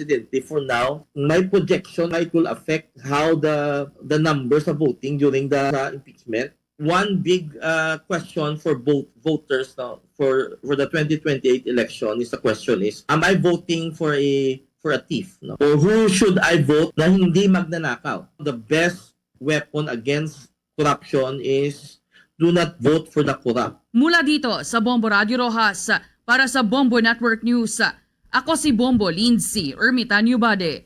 This is Bombo Radio Philippines, the #1 and most trusted source of news and information. Basta Radio, Bombo! Sa iba pang mga updates, mga kabumubula po sa may probinsya, maagang deklarasyon daw nitong si Vice President Sara Duterte sa kanyang pagtakbo sa 2028 elections, isang political gamble. Kasabay po yan ng kanyang impeachment complaint or yung trial para ho sa kanyang impeachment. Yan po ay ayon sa isang constitutional law expert. May update po dyan ng Bombo Radio Kawayan. Itinuturing ng eksperto sa constitutional law na isang political gamble ang maagang pag-aanunsyo ni VP Sara Duterte ng kanyang planong tumakbo sa pagkapangulo sa 2028 kasabay ng sunod-sunod na impeachment complaints laban sa kanya, kabilang na ang misuse of confidential funds, betrayal of public trust, graft at iba pang high crimes. Isa pa rito ang ikaapat na reklamo na isinampa nitong mismong araw ng kanyang deklarasyon. Sa panayam ng Bombo Radio Kawan kay Attorney Domingo Cayosa, maaaring layunin ni Duterte na matinaga ang ilang miyembro ng Kongreso at baguhin ang takbo ng politika lalo't kung siya ay magiging Pangulo. Posibleng balikan ang mga desisyon laban sa mga mambabatas. Pinuna naman ng iba, ang iba pang mga hakbang ay pwedeng maging shield upang i-frame ang impeachment bilang political attack. Binanggit din ng eksperto ng mga maagang nag-aanunsyo ng kandidatura ay mas sinusuri at target ng agresibong kampanya at bawat galaw ay tinututukan at binibigyan ng iba't ibang interpretasyon. Sa kabila ng mataas na political risk, pinuri naman ni Cayosa ang maingat na taktika ng grupo ng Duterte na nagpapahiwatig ng pinag-aralang hakbang. He's taking a political gamble. Kasi nga, number one, ngayon kinakaharap niya pang-apat na ng impeachment complaint. So siguro sa tingin niya kung maaga magdeklara, baka matinag yung mga congressman at matakot. Kasi nga baka pag siya naging presidente, mas makapangyarihan siya. Pwedeng ganon. O kaya mga veteranong magbabatas, may kanya-kanyang mga political alliances yan. Sa dami ng gusto maging presidente ng Pilipinas, baka lalong titignan talaga na suriin nila yung mga impeachment charges at ang masakit dyan, siya ay found guilty. Kung makakasuhan at mahusgahan na guilty, tanggal siya sa kanyang posisyon bilang Vice President at forever disqualified na siya from any public position, elected or appointed man yan. So, yun ang isang risk niya. Yan ang ulat mula rito sa Bombo Radio Kawayan. Para sa Bombo Network News, ako si Bombo Marjorie de la Cruz, and this is Bombo Radio Philippines, the #1 and most trusted source of news and information. Basta Radio, Bombo! Ang pag-anunsyo ng kandidatura sa pagkapangulo ni Vice President Sara Duterte sa kabila ng mga reklamo laban sa kanya, maituturing umano na bagong estratehiya. May mga report dyan ng Bombo Radio Kalibo. Itinaon ni Vice President Sara Duterte ang kanyang anunsyo sa pagtakbo sa pagkapangulo sa 2028 presidential election sa gitna ng kanyang mga kinakaharap na reklamo kung saan maituturing umano itong panibagong estratehiya ng mga Duterte sa politika. Ito ang naging opinyon ni Professor Danilo Arao ng Department of Journalism UP Diliman sa interview ng Bombo Radio kung saan lumalabas aniya na ipinapakita ng Vice Presidente sa kanyang naging talumpati na siya pa rin ang bida at nangunguna sa mga survey. Maliban dito, kung pag-aaralan aniya ng gusto, tinanggal ang selyo ng Office of the Vice President sa kanyang background at ang kanyang itim na suot na damit ay posibleng may ibang kahulugan o itinaon lamang niya ito sa Ash Wednesday. Dagdag pa ni Professor Arao na tila ipinamumuka ni Duterte na siya ang dahilan kung bakit naging Pangulo si Ferdinand Marcos Jr., kung kaya't humingi siya ng paumanhin sa hirap na dinadana sa kasalukuyan ng mga mamamayan lalo na ang malawakang katiwalian na naglagay sa bansa sa kontrobersya. Hindi na aniya bago na malayo pa man ang eleksyon ay nagpaparamdam na ang mga nais kumandidato lalo na sa national position kung saan kinuha ni Duterte ang pagkakataon sa nalalapit na EDSA People Power Revolution Anniversary sa darating na February 25, 2026. Kaya itong pagtakbo niya, lalo na Ash Wednesday, maganda yung timing. Kung tutuusin, talagang it's very telling. At saka tayo, dahil mga estudyante tayo at pantas sa larangan ng komunikasyon, maganda ring pag-aralan bakit at the last minute nagbago yung arrangement dun sa OBP at tinanggal yung selyo, yung parang pinaka-seal ng OBP sa kanyang talumpati. Tapos, yung pagsisimula niya ng talumpati ay paghingi ng tawad dahil tumulong daw siya na mahalal si Marcos Jr. As if siya yung pangunahing dahilan kung bakit naging Pangulo si Marcos Jr. So parang may attempt siya to control the narrative at this particular time. Sa halip na siya yung persecuted, gusto niyang ipamukha na siya yung nangunguna ngayon sa mga presidential survey, parang paalala sa publiko na ako pa rin ang main character sa pagkakataong ito. So parang may ganun siyang mga subtext. Para sa Bombo Network News, mula rito sa Bombo Radyo Kalibo, Bombo Ashley May Pamaos nag-uulat, and this is Bombo Radyo Philippines, the #1 and most trusted source of news and information, Basta Radyo. Bombo! Tuloy-tuloy lamang po sa pagsubaybay sa ating 32 fully digitalized AM at mga FM station gamit po ng ating mga social media page, mga kabombo. Pagkatapos ng Bombo Network News, pwede po niyong balikan ang mga programa ho natin sa pangitan ng ating mga provincial stations, tulad po ng gamit yung kanilang mga social media pages, tulad po ng Facebook, YouTube, TikTok at maging sa Bombo mobile app. Diyan sa may Mindanao area, sa mga kababayan po natin diyan sa may Region 11, Davao Region, nariyan ho ang Bombo Radio Davao at Star FM Davao. Diyan sa may bahagi ng Cagayan de Oro City at mga katabing lugar, ang Bombo Radio Cagayan de Oro. Para sa mga Butuanon, nariyan pong Bombo Radio Butuan. Diyan naman sa may Sarangani Province at mga katabing probinsya, ang Bombo Radio General Santos, at para sa mga Hiligaynon speaking, ang Bombo Radio Coronadal. Para naman sa ating mga listeners and viewers sa bahagi ng Bukidnon area, mapapakinggan at mapapanood ang Bombo Radio Malay-Malay. Para naman sa mga Chabacano, nariyan ang ating news, music and entertainment station na Star FM Zamboanga. Sa Zamboanga del Norte, nariyan ang Star FM Dipolog, at sa Central Mindanao and Bangsamoro Region, nariyan ang Star FM Cotabato. At bago tayo magtapos, narito ang ating oratio, Imperata for Peace. God, our Heavenly Father, Lord of peace and justice, we humbly come before you during this time of escalating geopolitical tensions in our part of the world. Through the years, you have sustained our faith in you as a nation. It is our faith in your divine providence that has made us survive the countless natural and human-caused calamities that have come our way in our history as a people. Spare us, Lord, from the horrors of war. Hear our pleas as we cry out to you. Have mercy on us, Lord. Rescue us from the malevolent forces that influence world leaders. For we believe that our struggle is not against flesh and blood, but against the rulers, against the authorities, against the powers of this dark world, and against the spiritual forces of evil in the heavenly realms. We pray for your leaders entrusted with making crucial decisions for our nation. We place all our hopes in you, seeking your forgiveness and mercy for the times when our fears and suspicions have tainted our perceptions with ethnic biases and prejudices verging on racism. We earnestly pray, Lord, that you make us instruments of your peace. Where there is hatred, let us bring love. Where there is injury, pardon. Where there is doubt, faith. Where there is despair, hope. Where there is darkness, light. Where there is sadness, joy.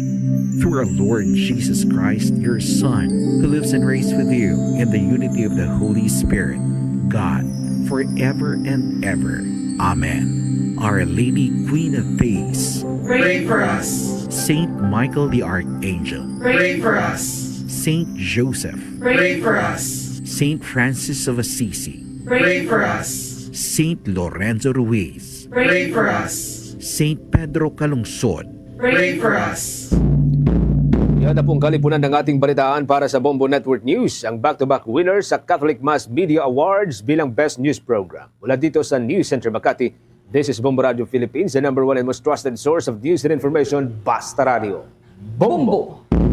For the most trusted source of news and information, visit our website at www.bomboradio.com. Follow us on Bombo Radio mobile app, Facebook, YouTube, TikTok, and X, formerly Twitter.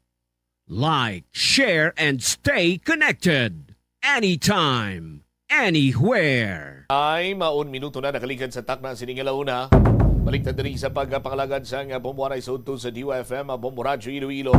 Standby sa kay Bombo Brian Gonzales. Latest nga pagpangusisa sa aton siniya mga otoridad may kantanan sa sining nasapuan.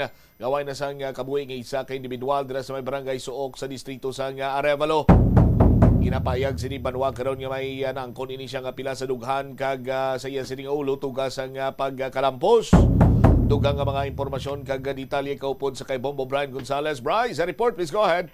Ang numero uno subong ng prioridad sa mga otoridad naton sa Iloilo City Police Station 6, no, particularmente sa Maya Arevalo Police Station sa pagpanguna ni Police Captain Michael Tuburan Bombo Champ ining makilala, no, kag ti ma-notify ang pamilya sa nasambitan nga lalaki nga nasapuan patay no sa may Project 5 C1 Road, Barangay Sook, Arevalo, Cagaina sang aga pasado las 7.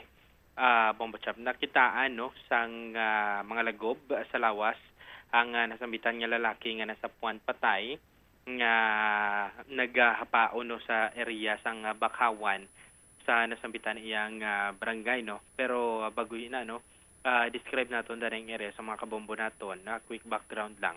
Mga 25 meters no halin sa highway sa Taytay nga nag-separate no kon boundary sang Barangay Sook kag Barangay San Jose sa distrito sang Arevalo. Makita naton dira ang area Bombo Champ sa diin sa puan ining nasambitan nga wala pa makilalaan nga lalaki. Ang lawas mismo, no, ayara sa may do pangpang, no, sang nasambitan iya nga suba-suba kon sa pasapa dira, no, sa may area kagati sa gamay nga bahin, no, sang duta dira nga ara sa dalom sang Taytay. Mayara dira kita nakita nga nagaplastar, no, nga ulingan o kung na nagapanguling ang mga kahoy na pangtangkas na kuntani apang wala pa ini masindihan, no. Kay kung mag-uling ka usually Bombo Champ, no, ang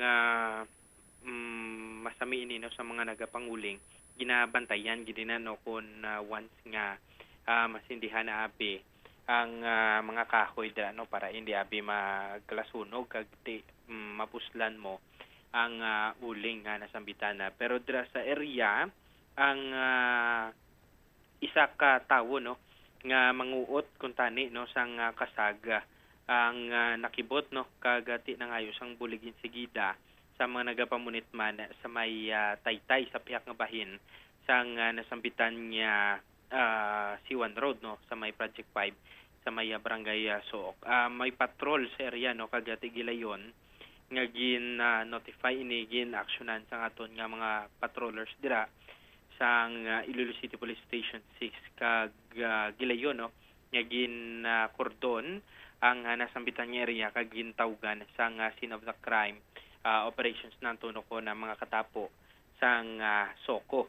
Sa karon nga mga tinion hindi pagid ma-establish, no, sang aton nga kapulisan ang pagkakilanlan sang nasambitan iya nga lalaki kag sa aton nga pagpakigangot man sa mga barangay officials dira sa pagpanguna man ni punong barangay Ricardo Tugado sang Barangay Sook, Arevalo.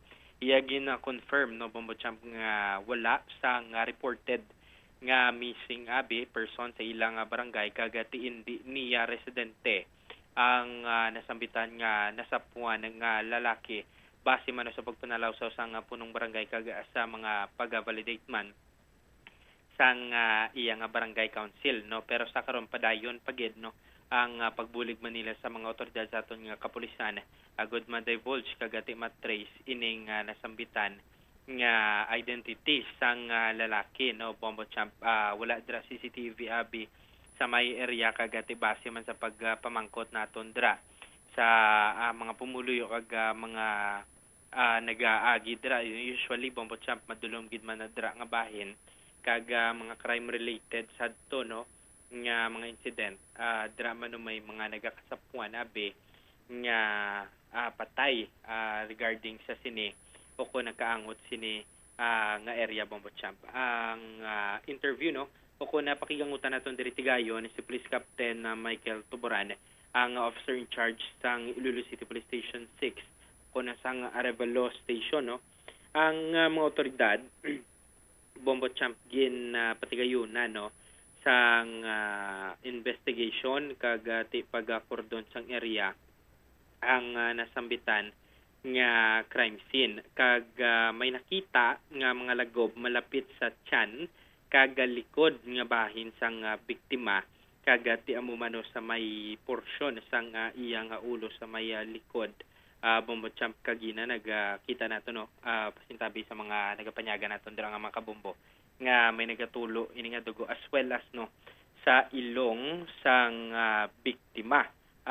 Bombo Champ may mga na-recover dire nga mga gamit no halin sa biktima pero unlucky no ang mga kapulisan naton kagati natingala gid kun nga wala sang any identification card, wallet abi nga dala ining nga biktima as well as cellphone nga kun tani makabulig no sa pag-divulge kagati madasig investigasyon base sa identity abi kagati pagkakilanlan sa nga nasambitan niya nga biktima. Ang na-recover lang dito mismo no sa pag check sa aton nga mga otoridad ang 350 pesos no nga cash, Bombo Champ, nga papelon nga kwarta, kondom mayara sila nakuha kagati relo no nga silver sang biktima. Ang black t-shirt sang biktima nakapulupot ini siya ayon nga hawak no Bombo Champ kaga nagasok-sok ini isang 6 packets nga shorts suro man sa aton nga mga otoridad aside sinadra gin trace sang aton nga mga kapulisan ang palibot o kon area sang makita nila nga may mga pilas ini nga nasambitan nga lalaki. Wala sang any footprint sabi nga nakita Bombo Champ sa may area no kagati ang malapit lang dra yun sa may dalom puno sang kamunsil sa mismong ginapahayag nga ginaulingan sang wala pa man makilalaan nga tawo may ara sang isa pagid kabayo no long sleeves ini nga gaduag yellow kagati may kahoy nga inutod nga ti makita naton kabahin tani sang ululingon Bombo Champ nga may mga traces man sang dugo nga posible gingamit sa nasambitan iya nga insidente. May mga dugo man dito no sa dalom puno sang kamunsil kagati ginkuhaan nato sang sample sabi sang soko kagaina agud i-verify pa kagati for further examination Bombo Champ. Siling abi nga ginabutong o kun ginguyod nga nagapatimaan sa mga hilamon dito kag sa area mismo. Wala man sang makita nga traces.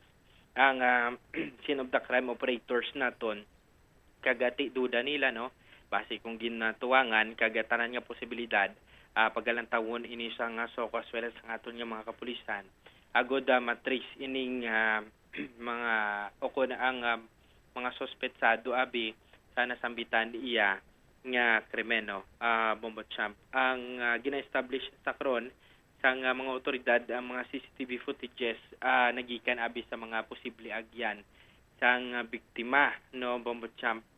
Ang among ilan ng tinguhan sa karon nga makuha kagati nagapadayon pa no ang investigasyon sa natabo nga insidente. Ang detalye sinino sang mga gamit sang biktima ginapanawagan man ni Police Captain na Michael Tuburan kung nasino sa aton nga mga kabombo dirabi nga ginapangitang ilang himata nga wala abi nakapauli.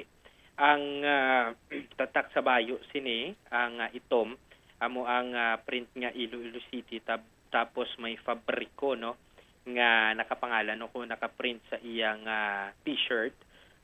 Wala sang tattoo initially no nga pag-checking na sang aton nga mga kapulisan kagat isang soko Bombo Champ, pero for further examination i-verify gid nila no kay base blang may mga tattoo abi nga nakatago sa iyang lawas no. Medium build ini na bulubanta 5'1" ang kataason kagati ang buhok niya Bombo Champ do naka-barbers nga katsuno man sa aton nga kapulisan. Babali-bali ang pila sa dughan ano to tugas ang pagkaano to Bombo Brian? Ang pila sa dughan no kag ang iban pa nga pilas Bombo Champ wala pa natumod no ni Police Captain Michael Tuburan kag hindi pa nila matumod sa karon Pero ano siya Kung makita naton lagob gidya kon agi gas- sang gas- matalong nga lagob. bagay. gas kag lagob bombo champ. Gas kag lagob. So sa karon way pa sa mga lacerated wounds or whatsoever. So far wala no. Ang sa may bahin lang sang likod sang iyang ulo kay pagpabalis ka kagaina nagtulo ini no. Bombo champ ang dugo kag sa iyang ilong kag ti makita naton kagaina gani pag pabaliskad man pagpahapa liwat no sa mga otoridad ang sa tangkugo bala no sang nasambitan niya lalaki bombo champ do may mga lagob-lagob kagati nagapulaman no bombo champ subject no sa karon kagati gin pa-autopsy sang mga kapulisan ang nasambitan niya lawas ng lalaki para ma-identify kag matumod no kung ano gid diin specifically ang patal nga igo sang nasambitan niya nga lalaki no nga nasa Puandra sa may barangay so sa distrito sa Arevalo. Yari bla pa matiyan nato ng pahayag ni Police Captain Michael Tuburan sa may interview sa Bombo Radio. Probably ginanugin ang biktima. Hindi pa natin sir ma-establish target kung ano kinang matutod nga natabo kay wala pagkikita sa witness magkakanta kita sa pag-tracking pa sa mga possible CCTV pa pagkadto diri sa area. So sa karon sir do blanco pagkita Blanco pagkikita sir wala pagkikita at tagal na naton ligwa nga aton nga kapulisan nga mag further investigate. Sir, so far wala siling ID, wallet, abi or bag nga na-recover sir? Wala sang ID kag wallet. So ano sir ang posisyon niya kay sir sa nakita? Nagahapaon sa sir so nang malaya sa motis nakaipit sa iyang ilok. Okay. Sir, with regards na may mga recoveries kitang diri sa area, ginusoy natin. May mga footprints ka na nakita. So far sir wala kita sa may nakita nga footprints nga leading up diri sa crime scene pero may mga ebidensya kita kagina nga na-recover nga gin-process man sang soko. Sir, since lapit ini sa ulingan, nakilala mo natin, may identity sino nag-uling. Subject for further investigation pag natin. So ang ulingan rin sir, posible man isa man sa pag-imbestigahan natin. Ay sir, tanawon natin kung sino diri ang pirming adto diri nga tao. May mga suspicious individual na nagakadto diri amo na sir nagapanawagan kita sa aton nga kauturan nga base sang kagahon may gadjaging diri or may nabalabayad sila diri something suspicious or unusual may nabatian sila nga gahod sa area kagina sa kagahon no pwede sila sa pag-amon sa police station. Sir, ano ang mga detalye sa kayo para makapanawagan sa ang ato nga biktima is medium build, estimate nga height is 5'1", medium build, ang blue short nga 6 pocket. So nang black shirt, ang black shirt ka is may nakapangalan nga Iloilo City Fabrico. Ang letra nagaduag white kag pink. Kag sa walaya is may relo nga silver. Mga pila pangitaran gani sir? Ma-estimate sir is 35 to 40 years old. Si Police Captain na Michael Tuburan no. Ano tong printa sa bayo? Iloilo City ano to? Iloilo City Fabrico Bombo Champ. Iloilo City Fabrico. Yes. Tapos may magluwas no sa kahoy nga inutod. Mayara man sang chinelas no sa area. Ang kahoy nga inutod to ano to ginakonsidera mo tong gilampo sa ulo ya? Yes, correct. Gindala ito o kung nagin examine na ito kagaina ti may mga dugo Bombo Champ may traces ang dugo. As well as ang isa ka long sleeve no nga bayo pagid nga ti gindudahan ganing ito gintrapo siguro pagkatapos ang nasambitan iyang krimen. Bombo Champ gin pakamayo man nga secure no sa aton nga so cooperatives kagaina Bombo Champ agud examine pagid no kay ang kahoy nga to dalagi dito ya sa sa ululingon Bombo Champ kay nautod na kumbaga ti medyo ano na to medyo dako-dako blakag ti kung ilampos mo sa tawo ti for sure no kung hindi lipong Bombo Champ patalgid no ang igo sini ko ng epekto sini. May Ilabi pa kung wala siya makapreparar. yes. Nga nagatalikod siya, be. Correct. Possibly, no? Kay kung dako ang kahoy, kag mauyatan mo, hindi mo man siya dali-dali mahampak mo, kag ang igo, ang pilas, ara sa tangkugo eh. Yes. Kag kung mag-amot to kadako nga kahoy bumbutsam do hindi mo siya gani may masaklam mo sang isa mo ka kamot. Kinanglan duwagin kamot? Yes, correct. So But full swing gid kung yes. amo sinang lantaw na full swing ang lampo siya sining tangkugo. Full swing, no? Kag posible kung hindi mo pagigaid ang target mo, hindi mo siya matapat gid. No, Bombo Champ, magaid mo abi dapat kung may nagagapos no nga isa pagid katawo para mo ato ang patal nga igo abi kung gamitan mo gid man sa nga nasambitan nga kahoy. Pero lang tawo no sang otoridad ang possibilities base bala nga lain nga tawo Bombo Champ ang nagubra sining nasambitan nga krimen kagati dito lang gin pambili ng traces sabi sang dugo. Para mapasibangdan abi ang nagapanguling dra o kung sinuman nga tawo. Galing kita yung nagapanguling da, hindi naman makita? Yes, amo lang, no, Bombo Champ. Wala sang identity gani sikap, no, kung sino nagapanguling dra sa iyang barangay, no, kay iti sa pagkabalo naton. Bawal, no, magpangutod sang kahoy nga wala sang permit iya. Bombo Champ. Layo na ni sa barangay hall? Malayo, no. Ti ang gipabumbu ganing lapit sa balay ni Kapoy sa balo, ilang layo pa. Sabagay. Ang aside sina sa mga recoveries, pero natingala diri pagidong mga kapulisan nga wala gid sang ID no pero may kodom dito abi nga na recover Bombo Champ, wala sang cellphone o anuman. Kag ang chinela sabi do step in type no nga itom nga brown na abi ang swilas niya kung lapakan nga doklos bilang atubang niya so ambo na ang mga gamit no nga so far mahatag sang kapulisan para di makabulig man sa mga kabumpo naton dira nga posible nga ginapangitang ilang mga himata nga wala makapauli kagabi abi or nagliligad pa abi nga mga inadlaw no Bombo Champ. All right. Ini si Bombo Brian Gonzalez and this is Bombo Radio Philippines, the number one and the most trusted source of news and information. Basta Radio. Bombo. Salamat kid Bombo Brian Gonzalez sa imo sining follow-up report. So, mutong description, mga 5'1", ginabalubanta 30 anyos, ang pangidaron sining nasapuan, dira iya sa may suok sa distrito sang Arevalo. Ginapatihan karon nga linampusan sang kahoy to, bratiha. Sa iya sining tangkugo, tuga, o ng tuga, sa iya sining kamatayon. Ang identity sa tumtum sa Simatinion na way pa sa gyapon sang update ring aton sining kapulisan kag padayon pa ang nagakigo man sining pagpanghusisa. 19 minutos na nakaligad sa takna sining launa. Pagbalik nato na banwadugang pagin sining mga balita kag impormasyon hugot ng implementasyon sang no overcrowding or overloading. Rason kuno nga nagdamo pasahero nga hindi gilayon makasakay sa mga minibus.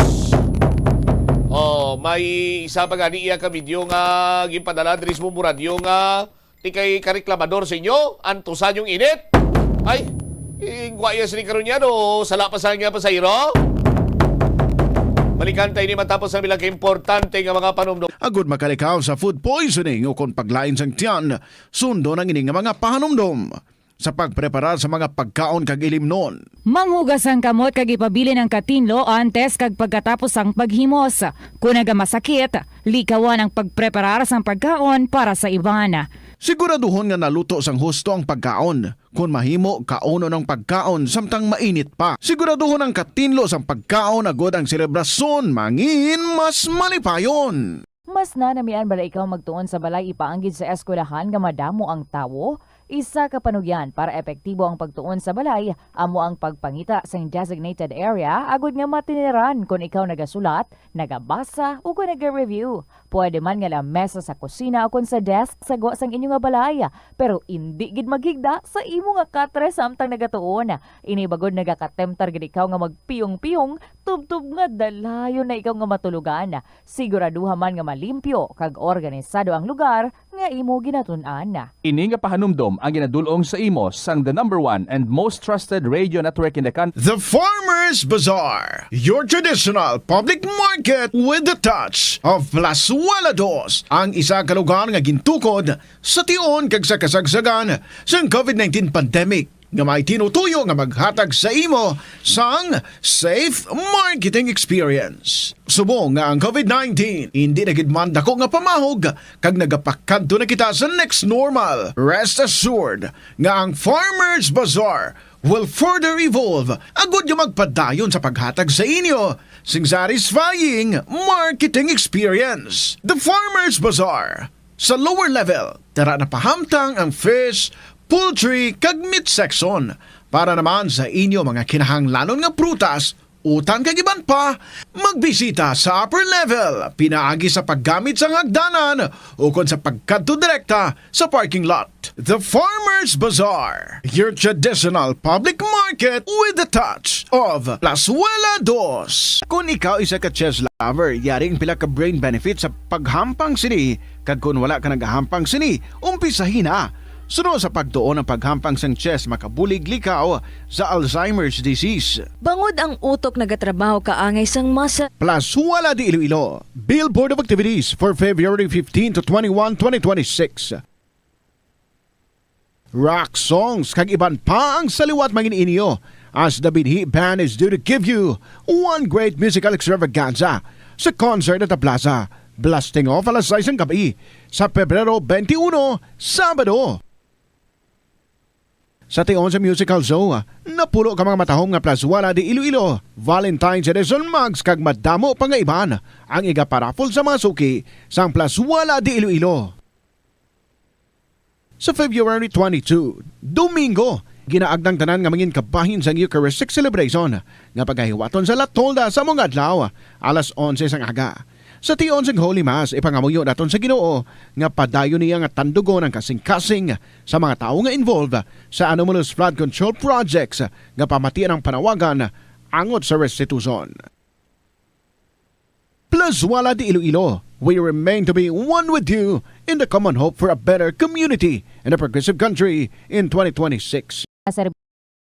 Biso nga wala mo man ginagamit. Halimbawa, ang balayran mo na wala para nga makalantaw ikaw sang movies. Pero sa tuod lang, wala naman ikaw tiyempo nga maglantaw sini.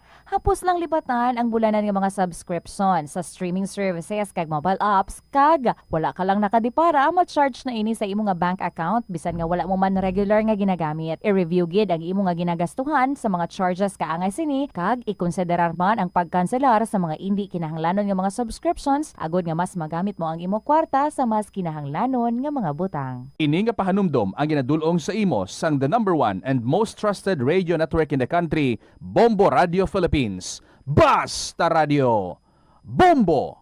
Yari ang mga simple nga pagi agon makakinot sang tubig. Magpamunyag lang sang tanom kon ginakinahanglan kag nagakadapat. Magtala na sang adlaw kag oras sang pagpamunyag sa mga tanom kag sundon ini. Bunyagan sa makaisa lang ang mga tanom sa sinang adlaw. Antes maglas 9 sa aga ang mas nagakabagay nga oras sa pagpamunyag. 25 minutos na nakaligad sa takna siningalaw na balik na diri sa pagpangalagad sang Bombo Ray Sodto sa gyapon ko po ni Bombo Chama Blanco Hover.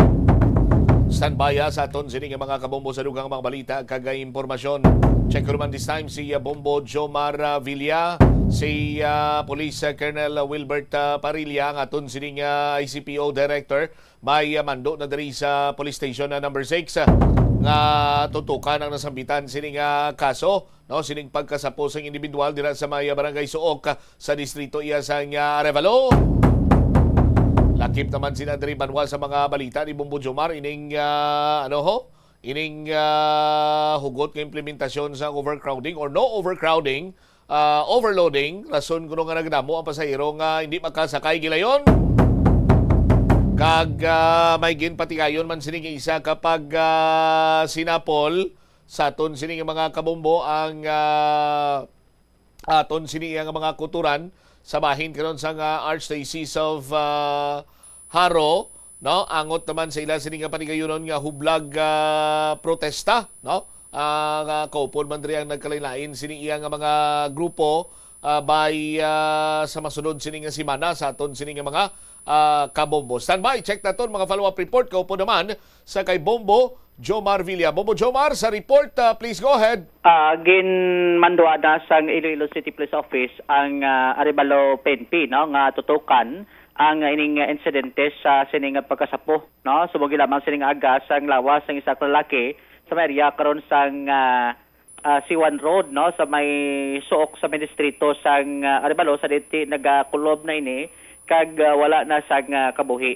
Mismo gin-confirm dali ni Police Major Sheila May Sangrines as spokesperson sa Iloilo City Police Office, no, kasunod sang nabaton sining information ginayon nga nagpakigangot ang ICPO sa Arevalo PNP sa pagpangunan ni Police Captain Tuburan nga tutukan, no, ang investigasyon tuhoy sa sining nasambit sining insidente. Bangod nga limitado pa ang information nga nabaton sa ICPO kay Major Sangrines, from time to time gina-check sini, no, kung anong mga latest sini nga development kag update sa bahin karon sang Arevalo PNP, no. So sa tungdan dapat nga ma-establish, no, ang insidente gilayon kag mapanabat kung may ara sa likod sining nasambit sining insidente bumutsam, no, sa aton sining mga kabombo, no. Dapat nga maimbestigaran sang madalom sang Arevalo PNP kag masolbar gilayon ining nasambit sini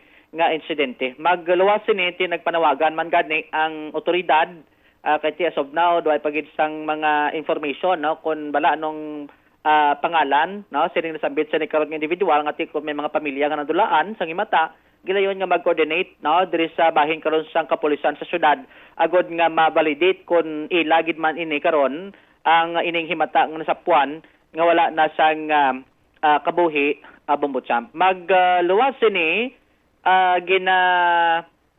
establish pa karon, no, sang otoridad kay may mga information kita abis ni karon nga baton ay ni sa alleged, no, kay ang ining identity, no, sining nasambit sini karon nga individual Bombotsam may mga information nga daw nagaplo pareho, no, ang iya sining physical appearance sa sining ginatudlo sining suspect sa natabo sining motor napping diri sa may distrito sang Haro way back February 11 subong sining tuig, no, sa nagligal sining semana sa may Quintin Salas bla, no, ining suspect sa motor napping incident do mo ning pinakulihi dira sa may Haro district. Ang basihan naton in terms karon sa panglawason no daga ulanggid sa bayo sining ginasuksok nga duag itom pero solihito do may print to ya, no, ang diri sa Arevalo kag ang short, no, nga color blue, no, ti ang nakita di sa CCTV diri sa may Quintin Salas color blue man, no, kag ang panglawason doplo pareho man, no, ang panit, no, kag ang belt sang ila sining lawas do medium belt man Bombotsam, no, pero sa sining information so do kay Major Sangrines gina-establish pa nila, no, kay doon di pagid karon klaro Bombotsam kon balati may kantanan ini o kun isa lang to sila, no, ang suspekto sa motor napping kag ining nasapuan karon sa may distrito sang Arevalo, no, as long as nga ti kon hindi ma-establish so magapabilin sini karon nga palamungkutanon sa bahin karon sang otoridad ang identity sini kag as of now duay pa man ganito na identify tong sa may Haro, no, nga suspect sining motor napping incident. Aribla ang kabahin sang pahayag ni Police Major Sheila May Sangrines, spokesperson sang Iloilo City Police Office.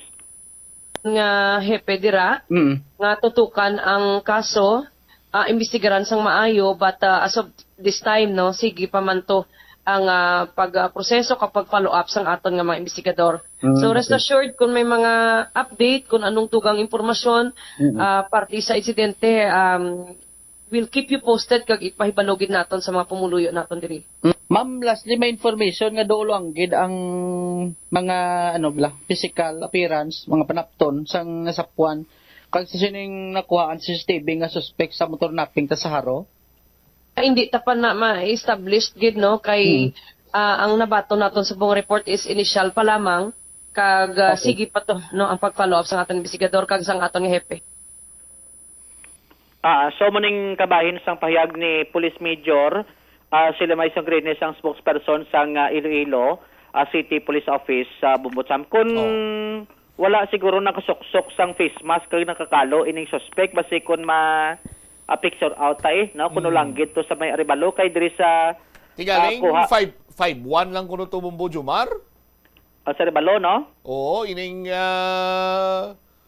suspect niya sa series of motor napping ni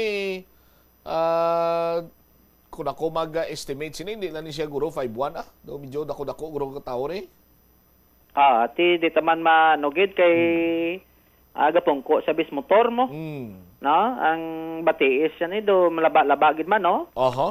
Kung lang tawon mo Bumbutsam kag ang belt blast ang hawak niya pa babaw, no? Pabaga kag pero in terms sa ni bayo yan ni do splat man no. Do splat lang nga nga iya nga print. Sa aton sa nga mga kabombo pero ti suno kay medyo sa greenness gina-establish pa nila no kay medyo malabo pa karon Bumbutsam okay lang tani kun na siya na itsurahan sa CCTV kag ma-compare naton no ang sining itsura sa sining nasapwan madri karon sa mga area sang Arevalo kun balado naga-anggid man kay kun nakamas siya tapos nakakalo do medyo maburbudlay no only nga ti basihan mo lang ni sagang Bumbutsam sang sining suspect no sa sining namotabo sining motor napping sa may distrito sang Haro kay sa sining nasapuan karon sa may distrito sang Arevalo sa aton sining pagpangalagat. So lang tawon tani kay suno kay medyo sang greenness gin manduan ng otoridad sa bahin sang Arevalo PNP nga ma-establish kila yon no kung ano natabo kag kung sanday sino ang posible sining mga suspect kasunod sining nasambit sini karon nga insidente Bumbutsam. All right. So lang taon ta no kung ano mga resulta sini sa nga dugang sining investigasyon sa nga aton sini karon nga otoridad sa pihak sini nga bahin sa ilo kita diri sa bahin sa transport kay aminado diri ang pila ka transport cooperative nga apektado ang mga pasahero kasunod sining istrikto na no nga pagpatuman o kon implementation sa no overloading capacity no subot silingon dapat kun may mga modernized unit hindi na sila maglapaw sa maximum capacity especially ang standing capacity pulo no ti magkarga kon si 12 hindi na pwede diri sa bahin karon sang syudad sang Iloilo in fact may mga nagkalatikita na gani mo no ang traffic management kag sa bahin karon sang Land Transportation Office sa pagpakigangot diri sa Bumbo Radio kay Mr. Raimundo Boy Parcon sang Western Visayas Transport Cooperative may mga driver no nga tinagapahayag nga kung mahimo pala kung tani i-cater nila no ang mga pasahero kang iban sini Bumbutsam ayo no kung pwede nga makasakay bisan standing lang pero tisuno kay Mr. Parcon hindi gid nila kuno pagpasugtan no implement gid nila kung ano ang ara sa layi kay ti pananglitan kung ma-allow sila ang makaluluoy kuno ti ang mga driver kag ang mga konduktor no nga ti amo ni sila ang gina-isuhan sang ticket especially ang driver kay sila may lisensya mo no sang Land Transportation Office dugang pa sini ti sundong la mas mayo nga ti sundon lang sang kooperatiba no kun ano ang ara sa liye para way na sang damo sini nga reklamo no way na sa damo sini nga violation kay ti pananglitan kun madakpan sila o kun ang mga driver matsigapon ang mga pangatubang sining mga mga multa nga igesyo sila especially karon sa bahin sang Land Transportation Office ti suno sa natungdan may instruction na ini na hindi na pagpasakaon kung sobra ang mga pasahero sa terminal only nga ti may mga additional sila nga mga unit ang gidalantaw sinisang nga nasambit sining kooperatiba nga ti makabulig-bulig no sa paghagan-hagan sining congestion karon sa mga pasahero, especially during rush hour sa may syudad sa Iloilo. Mga next week no, or basing din karon labutan Marso, may mga additional na mas lakunong unit nga mahimo nga mag-augment agod nga mahagan-hagan ang pagpugok sa pasahero sa tiyon niya sang rush hour. Aribla no ang kabahin sa pahayag ni Mr. Parcon sang Western Visayas Transport Cooperative.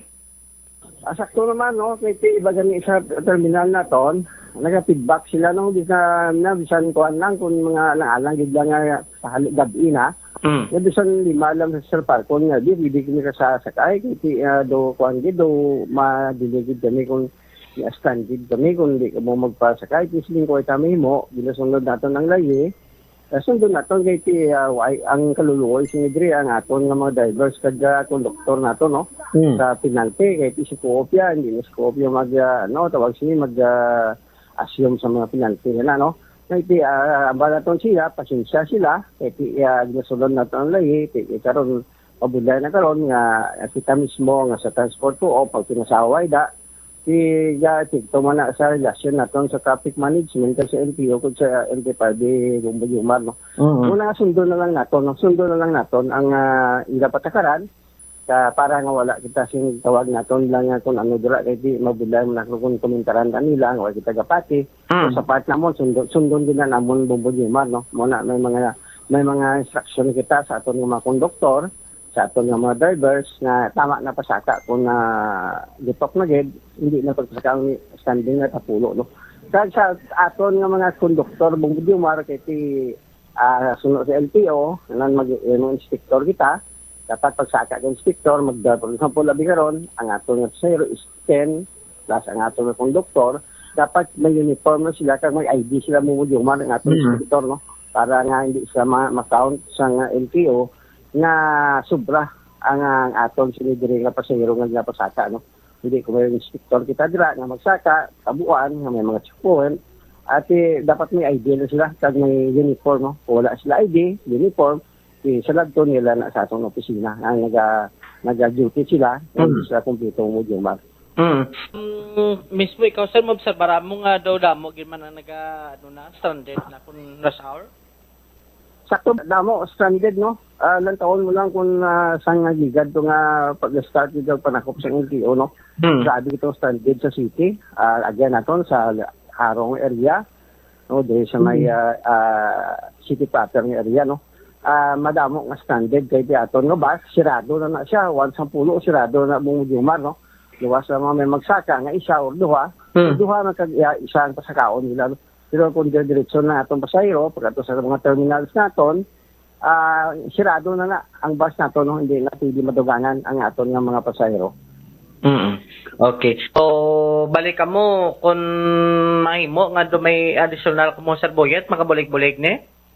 Ati may additional kita Gumbay-Umar ati pa Manila si GM na nawag sa aton nga suppliers sa nga Friday pa last week nga already na tong 20 units no inong pagwa nila kay sisintay na ang 20 lang anay una si mapamila ato nga chief mechanic taga ato nga GM para lang taon nila dito kung ang kulang no sa delivery nila no.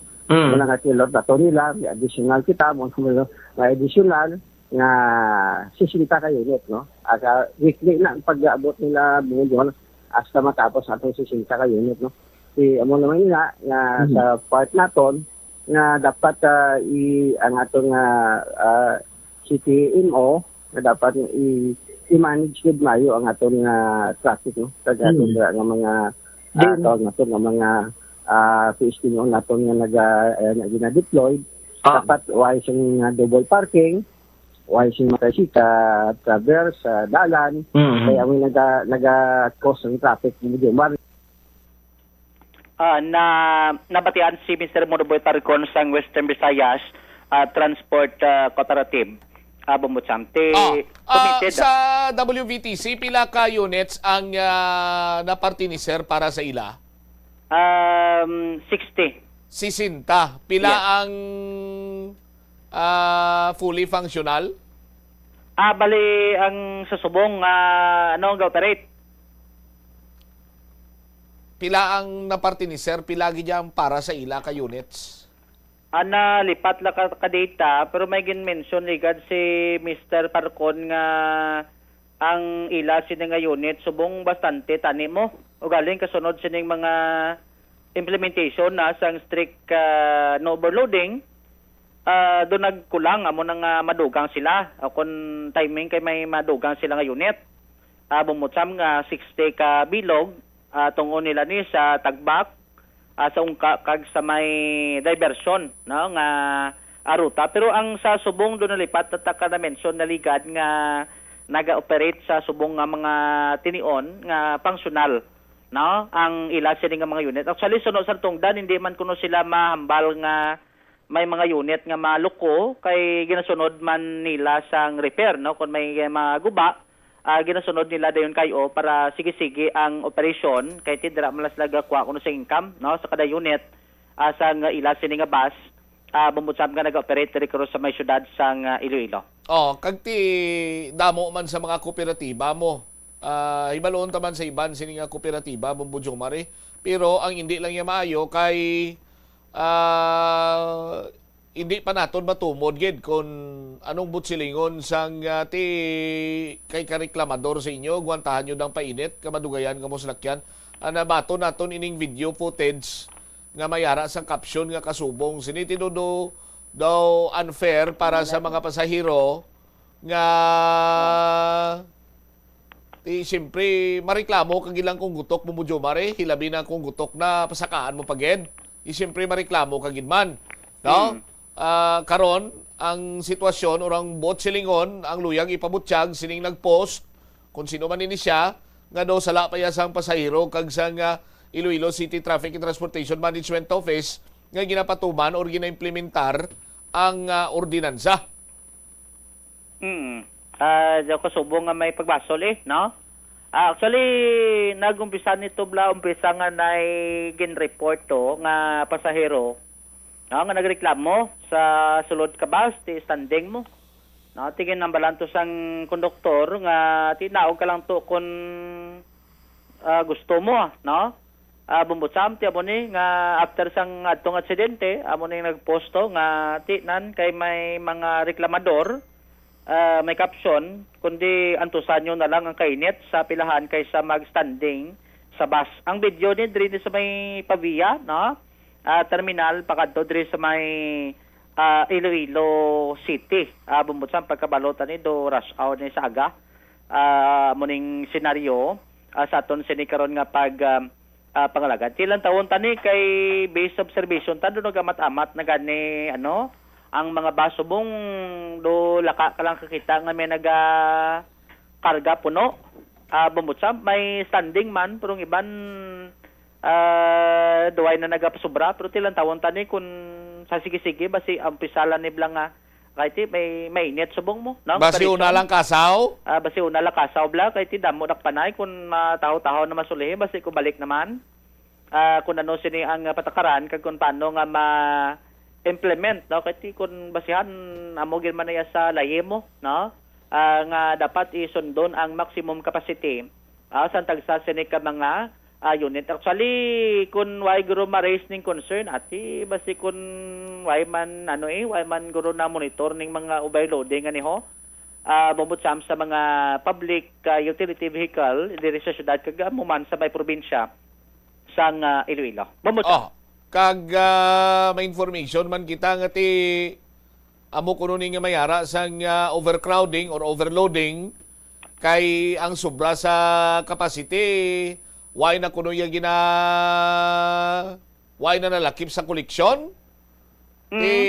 Tungaon kuno sang driver kag sang konduktor ano ka matuod ini Bumbudjong Mar ipalabot nato na bini sa mga kooperatiba? Ti laban-laban no? Bumbudsa pero pagbalota do may checker na mo no gitawag siya ni Genera. Nalipatan ni may gasaka. Checker no? Oo. inspector, no? Dumay inspector na bumbutsam nga nagasaka dati gina-validate siya da kung natikita na tanan or wala. No, porte kung damo pasahero, ti amo na ang sa likod-likod to, hindi naman naguro pag kantuan gito ko checker kag si saon to. No? Pero may mga co-op yang nga may CCTV, no? Angay kay Mr. Parcon do gina-monitor ganin nila na kon anong ginaobra sa ila sa mga personnel sulod mo. Bambutsam, no? Sa aton sa nga mga kabombo agad nga ti mabalaan kung ginatikitan man kay bala mo kundi kaya matikitan ang bayad to ti siyempre hindi na to ma-count. No?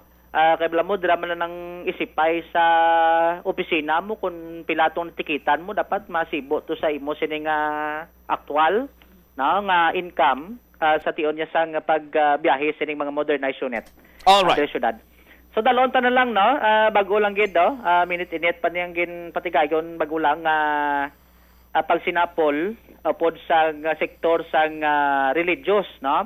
Ang kabataan, sektor sa kabataan kag ang grupo sini karon sang kaublagan kontra korupsyon, no? May gin patigayon sining press conference diri sa may JSAC ko, Haro, sa opisina ni Monsignor Oso kay may ara sila sa patigayonon nga prayer rally, no, sa ika-40 anibersaryo sa People Power Revolution sa Pebrero 25 Bombo-Champ sa aton sila nga mga kabombo. So no, kay Monsignor Militon Oso, Director sang Haro Archdiocesan Social Action Center kon JSAC, ang ila sining event halin Tres Marias sang St. Clement Church alas 2 ng hapon. After sini may prosesyon alas 3 pakadto sa may Haro Cathedral, so alin sa St. Clements pa Haro Cathedral, kag after sini may ara sang patagayonon nga santo sining misa, no? Magluwas sa sining pagdumdum sa ika-40 sining anibersaryo isama ni sa katuyuan agod nga mag-unite ang pumuluyo sa pagtapna sang ginatawag sining nga korupsyon. So no, sa kay Monsignor Oso sa tion niya ti napalayas sang pumuloyo, no, sa pagpatigayon sang people power ang diktador sang nagligad sini, no, bumbutsam sa sining it's a people power revolution. So hindi man ako maglayo, no, nga mahimo subong pagi sa pag-unite ang pagtapna sa ginatawag sini karon nga corruption. Aribla ang nangin kabahin sa pahayag ni Monsignor Militon Oso. Agda ang tanan, ang mga tumuluo, kag bisan hindi tumuluo basta may paghigugma sa pungsod, upda naton ining mobilisasyon sa Pebrero 25 sa paghanduraw naton sang ika-40 anyos nga anibersaryo sang EDSA. Tandaan naton ang mga obispo naton sila pastoral letter na hanungod sa EDSA nagasiling, that was concrete synodality in action. Nahimo naton sang una, mahimo naton liwat. Kaya ang EDSA nagapahanumdum sa aton that we are indeed the power behind government. Ginasertar naton ang aton sovereign power. Napalayas naton ng diktador. At the same time, naghatag kita halimbawa sa mga palaabuton nga henerasyon nga kung nahimo naton, mahimo pagid naton liwat. Ikatatlo, warning ina sa mga nagapungko. Hindi pagsundon ang ginhimo sang diktador because we will once again assert our power as the sovereign Filipino people. Gani upod kita, ipakita naton ang aton sovereign power sa paghanduraw naton sang EDSA agud mapahayag liwat ang aton righteous anger sa makahuluya, makaulugot nga pagpangawat, makaulugot nga korupsyon nga nagatabo sa aton pungsod. Alas 2 magatipon kita sa St. Clements, magasugod sa Nobina to Our Mother of Perpetual Help. Alas 3 maprosesyon kita padulong sa katedral, kag pag-abot naton alas 4 magasugod ang santos nga misa nga panguluhan sang aton Senyor Arsobispo. Liwat, ginaagda ang tanan, tumuluo kag indi tumuluo basta may paghigugma sa aton pungsod. Upod kamo sa amon, kay ang panawagan sa aton mga obispo, together, let us fight. Ipaglaban naton, pakigbatuan naton ang korupsyon kag ang dinastiya. Kay sa likod sang korupsyon nga nagalala, wala pa naton ma-experiencean ang katulad sini amo ang political dynasty. So gusto man naton ina mauntat, gusto man naton ina makatol, kay kun wala na sing dinastiya, kung hindi gid man mairadikar, mabuhin-buhinan ang pagpangurakot sa aton pungsod. Liwat, join us, be one with us in this expression of concrete synodality sa aton pagkondenar sang malaot nga pagpangurakot sa kabansang banwa. Nabatian si Monsignor Militon Oso, ang direktor sang Haro SDC San Social Action Center. Magluwas kay Monsignor at man presensya ni former Congressman Raul Manuel Ilonggo, no? Si Elmer Poro, ang representative sang kabataan kag ang partman sang Gabriela, kag iban pagid sa karon nga sektor ang nagatelipon, no? Sa pag sa pagupod, no? Sa patigayunon sini karon nga selebrasyon, no? Sa ika-40 sini anibersaryo sang EDSA People Power Revolution, Bumbutsam sa Pebrero 25. How's that, Bumbutsam? All right. Inis si Bombo Jomar Consumo Villa, and this is Bombo Radio Philippines, the number one and most trusted source of news and information. Basta Radio, Bombo! Salamat gid na Bombo Jomar Villa sa imong sining mga balita nagikan sa patrol. At isaton sining mga kabuboy consolidate na pang iban sini iya nga mga kooperatibaw, pero hindi abot silingon nga sala pa ya sang sala pa ya karon sang mga commuter kay ginapatuman na ang overloading, overcrowding sa sulod sa mga minibus. Ila karon niya sala kay nagreklamo sila. Okay, sa aton sini nga mga kabumbo na balaan man na sa mga driver, na balaan man na sa mga konduktor, kag balaan gid ina sa mga kooperatiba, no? Nga may mga pagsulundan kag ordinansa kita nga ginapatuman. So dapat sundon ini sa aton sini karon niya nga mga kabumbo kay para man ini sa kayuhan sang tanan. Bangod sa sining pagpatuman, nagaka-delay na karon ang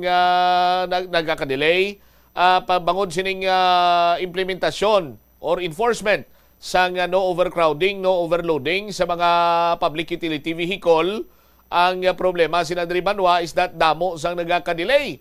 Tiko na mo ning aton sining pag-istoryahan, damo sang faktor, no? Damo sang faktor sa tagsa siniiya ka mga public utility vehicle ang nagapadelay sa ila sa pagbalik sa mga terminal. Una sinadira ang traffic, no? Sa pagsulbar sang pagpugok sa dalagan sa trapiko, syempre diri kita ya mauna banwa sa sining mga obstruction o kun mga illegal parking. Kaya nga aton sining mga dalan from 2 lanes ginhimo 4 lanes, from 4 lanes ginhimo 6 lanes, ang iban siniya 8 lanes gani. Pero ang magamit naton is 4 lanes lang gid, oras na lang sa 2 lanes. Kaya ang iban sinimalayin banwa ginahimo na nga parkingan. No, madamo pa ina sa aton sini nga mga kauturan, so hindi niya siling sa madali nga panahon masulbar dayon. No, nasulbar na kung sadto pa ginapatuman sang hugot kay ginaistriktuhan ang mga pagsulundan, no, mga ordinansa, no, sa aton sini karon niya nga mga kabumbo. O galing abi kiti ginpatumbayaan kag kun why gani iya sa may magreklamo, why sang may matabo sini nga sitwasyon sa aton sini mga kabumbo daw sa wala man lang iya sa bungog. Hilabi pagid karon banwa nga may mga information kag may mga issue man sa bahin iya sa nga mga kooperatiba nga kung sa diin ang iban sini nila iya nga mga unit ang unserviceable na, why na hindi na mapuslan, why nagandar, kay why man sila gani isang inog pa repair, so kulang ang units. Sa aton sini nga mga kabumbo kadamo sang sarang ikonsiderar sa aton sini karon iya nga mga kabumbo, hindi kay pag-ibasol sa ginhugot nga pagpatuman sang aton sini nga ordinansa. Ting-iban sini nga nagareklamo, nagapiyait kay ang information sini nga nabaton diri sa aton banwa, no? Nga ang excess kuno nagakanto na iya sa driver kag sa konduktor. Ti baloon ta na kung may mga kasubong yun man sila nga senaryo nga nagaklinabo. Sa aton sini nga mga kuturan. Kay ti kung balaan mo na gindiya nga gutok kag halos hindi na ka mo makahulag, pasakaan mo pa ya ka pasahero. Para sa ano, abi? Maton, ti basi kung may kamaturan maning informasyon, nga ti ginalagas para iya nga ti mayara sang extra income, kag wala na ginadeklarar sang driver kag sang konduktor. Basi kung may kamaturan, gin man ang amusin na iya nga mga impormasyon nga nakasulod rin sa Bombo Radio. 55 minutos na nakaligad sa takna sining launa ulihing report check naton si Bombo Hana Andasa. May kantanan man sa sining karnaping or motor napping insidento. Nagambal diri ang konsihal nga dapat madakpan na ining involved sa motor napping incident or series of motor napping diri sa bahin sa syudad sa Iloilo. Madakpan kiti bisan ginabangal na to sila ka footage sa closed circuit television na budlayan gani gyapon ang aton siniyang pulisan. Partikularmente ang aton sining Highway Patrol Group sa karon iya Vanuatu nagahulag naman kuno ang Iloilo City Police Office pinagi sa mando ni Mayor Inday Raisa sa aton sining mga kabumbo pero ti ang nagaimbestigar gid nga Highway Patrol Group ti sandig man iya sa Highway Patrol Group sige man ang ila sining investigation sandig sa mga previous victims sining motor napping. Why man niya sang update na kung anong plastada sa investigasyon sa Highway Patrol Group? Por Diyos, por Santo. 56 minutos na nakaligad sa takna siningalauna diri sa palatuntunan na Bombo Hanay sa Udto. Standby, check na to ng balita. Kaupod naman sa karon sa kaya Bombo Hana Andasa direktamente sa may Iloilo City Hall. Ang konsihal sa aton sini mga kasimanwa nagpayag nga dapat tutukan sa kapulisan kag madakpan na ining suspitsado. Bobohana sa report, please go ahead. Nagalaom si Iloilo City Councilor Cedric Cabaluna nga madakpan na ang mga persona sa likod sa ining series of motor napping incident diri man sa mga syudad sa Iloilo. Bombot siya. Matandaan nga yara na sa 5 ka mga insidente ang na-record last time and nagdugang pagod ng isa diri ka insidente diri sa may Barangay Rizales Sanzuela, Iloilo City proper nga kontriin man nadula ini sa Pebrero 14 sa 12 midnight and until na wala pa sa gihapon madakpan. But din ang mayara man sa mga information subong nga nakuha naton sa nagpabombo mismo na isang bulig regarding diri sa motor napping incident and mismo man sa ining hepe sa Iloilo City Police Station 7 si Police Major Eduardo Chacon Jr. nga may posibilidad nga ang suspect sa ining Rizal Esanzuela ang isa lamang man ka suspect man sa natabo nga motor napping incident sa may barangay Quintin Salazaro sa tubang sang Land Transportation Office. Ini ang pinaagi man sa monitor kag pagsuroy mismo sa mga kapulisan sa mga sambit ng mga CCTV kay bangod matandaan naton ang CCTV footage ang sa may tubang mismo sa gagin na parkingan sini ang wala nagagana o kung nag-reset every 12 midnight. So mabudlay para man sa ila. But then ginsunod gid nila ang tanan man nga mga alagyan nga pwede maagyan and sa exit mismo sa ining lalaki nga nagpangawat sang motorsiklo. And ato man rin nakipagangutan ang mismo tag-iya sini Bombot Siam and subong ginahulatan ng gid lamang ang extraction diri man sang nasambit man nga CCTV footage but then kumpirma sang tag-iya nga ila ini nga motorsiklo ang ginamaneho sang nagpangawat kay didtong exit niya diri pakadto sa may super upon Iloilo Terminal Public Market and subong nga ginasunod man sa mga kapulisan kundi imposible gindala ang ining motorsiklo kung sa anggulo naman nga isa lamang ini ka insidente isa lamang ini ka suspect inigid ang ginatutukan man sa mga kapulisan agad nga madakpan ang ining suspect sa likod sang series of motor napping incident. Sa bahin sang committee chairman on public safety si Councilor Cedric Cabaluna nga mas maayo ang madakpan ini kay bangod nga kung hindi madakpan kay hindi masampulan diri sa mga kapulisan nagpangisog ang ining mga iban pagyud nga mga may plano pa nga pangkuha o kung magpangawat pagid sang motorsiklo. Dugang manira ang ining pagpabaskog pagid sang ordinansa nga CCTV ordinance kung sa di naga-requirement sa mga establishmento and business establishment and commercial complex nga tinayara gid sa CCTV agod nga ti masiguro kung makabulig man sa investigasyon later on sang kapulisan. Ipabati naton nanging pahayag ni Councilor Sedfrey Cabaluna. Well, hopefully they'll be able to resolve crime soon. No? The more nga hindi naton madakpan ang mga nag-perpetrate siniga, isog ang iban nga may mga plano man. If there's something that we need to do is help our policemen. Hindi talang pag-isalig sa ila on the local government level and on the business level, pasangkaron ang aton CCTV ordinance, siguraduhon nga may compliant kita para kung may mga ginapang dakop sa mga may mga kakalatabo in these areas, may suporta pang-investigasyon ng aton kapulisan. On the part of the community, I'm sure kung we're all living a honest and goodness life, meaning kaya ta naton mag-support mabalaan taman kung ginabaligya sa aton ng motor, ginasuspit sa it's really suspect nga kabarato, nga go second hand, we need to check.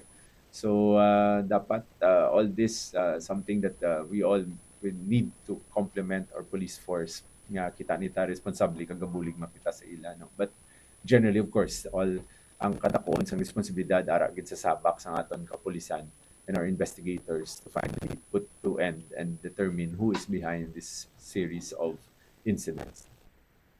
Nabatian ang nanging pahayag ni Councilor Sedfrey Cabaluna, Bombotsama, Committee Chairman on Public Safety, ang kaangot pa diri sa series of motor napping incident diri sa syudad ng Iloilo. Kabay pa nga madakpan ini kay kung hindi gani madakpan tanado halos na pasangkaron to na lang, pero ang investigasyon sa aton sini kapulisan duway man nagasangkad, but in fairness natumod na subong nga ang nagapamiktima ang nagapangawat sining mga motorsiklo, hilabi na ining mga Honda XRM, isa lang ka tawo ang nagkawat sang dira sa may Rizal din ganito Rizal Estanzuela sa distrito sang Haro. So far amo nang natumod sa aton sini mga kapulisan nga isa ini siya ka persona or isa lang ka suspect. Yes, tama, Mambotsam. But then, ini ginasundan man sa kapulisan kay nako ang posibilidad nga same person lang. But then, other incidents naman, just like sa may isa pagid ka parte sa Quintinsalas, sa isa ka fast food chain and other pagid nga insidente, ginaangot pa diri man kung isa lang gid man ini sila tanan ka suspect sa ining pagpangawat. Di information? Ang sa nagpabombo mismo, Bombotsam, kay tigin ko pa nila nakuha sa CCTV footage and mismo sa kapulisan man sa ICPS 7 mismo si Police Major Eduardo Chacon Jr. ang ginapananaw man kung wala iya gali iya natabuan nga sa area of responsibility ni Sir Chacon, why sang may nakahatag sa dakong update? Amo gani nadalaya sang utok ni Police Captain Chacon now, iba niya nga pulisya, why? Buklo ged? Anong tabi? Iuyog-uyogon tabi ba si maguluwa ang labhang sa ilang adlunggan? Kasi labhang unod sa ulon lamang buwan na?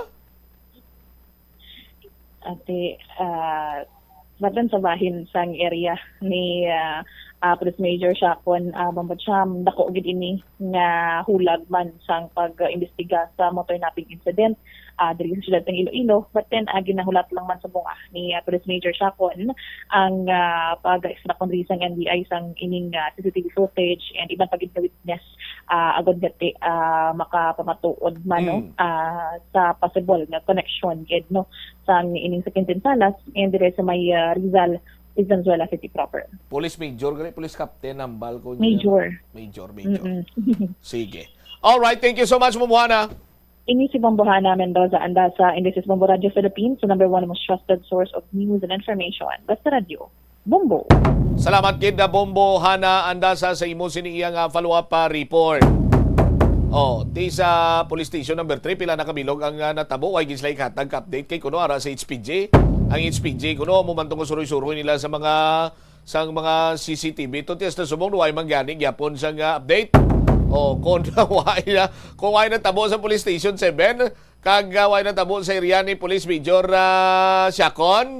Tinuway gawa sang dako nga development nga makambal nga ti dako posibilidad kang ginapatihan nga isa lang ka persona ang nagapang motor nap sa mga natabo dito iya sa bahin sa Haro, subong man dira sa May City proper area. Anyway, basi may mga development ta buwas kadlaw balik-balikan tani kag tutukan ta. Standby na kamo sa kapon lamang program kaupod naman sa kay Tita Regine. Isibamot siya mablanco over gabilin sa imo sa mananay nga hapon. May God bless us all.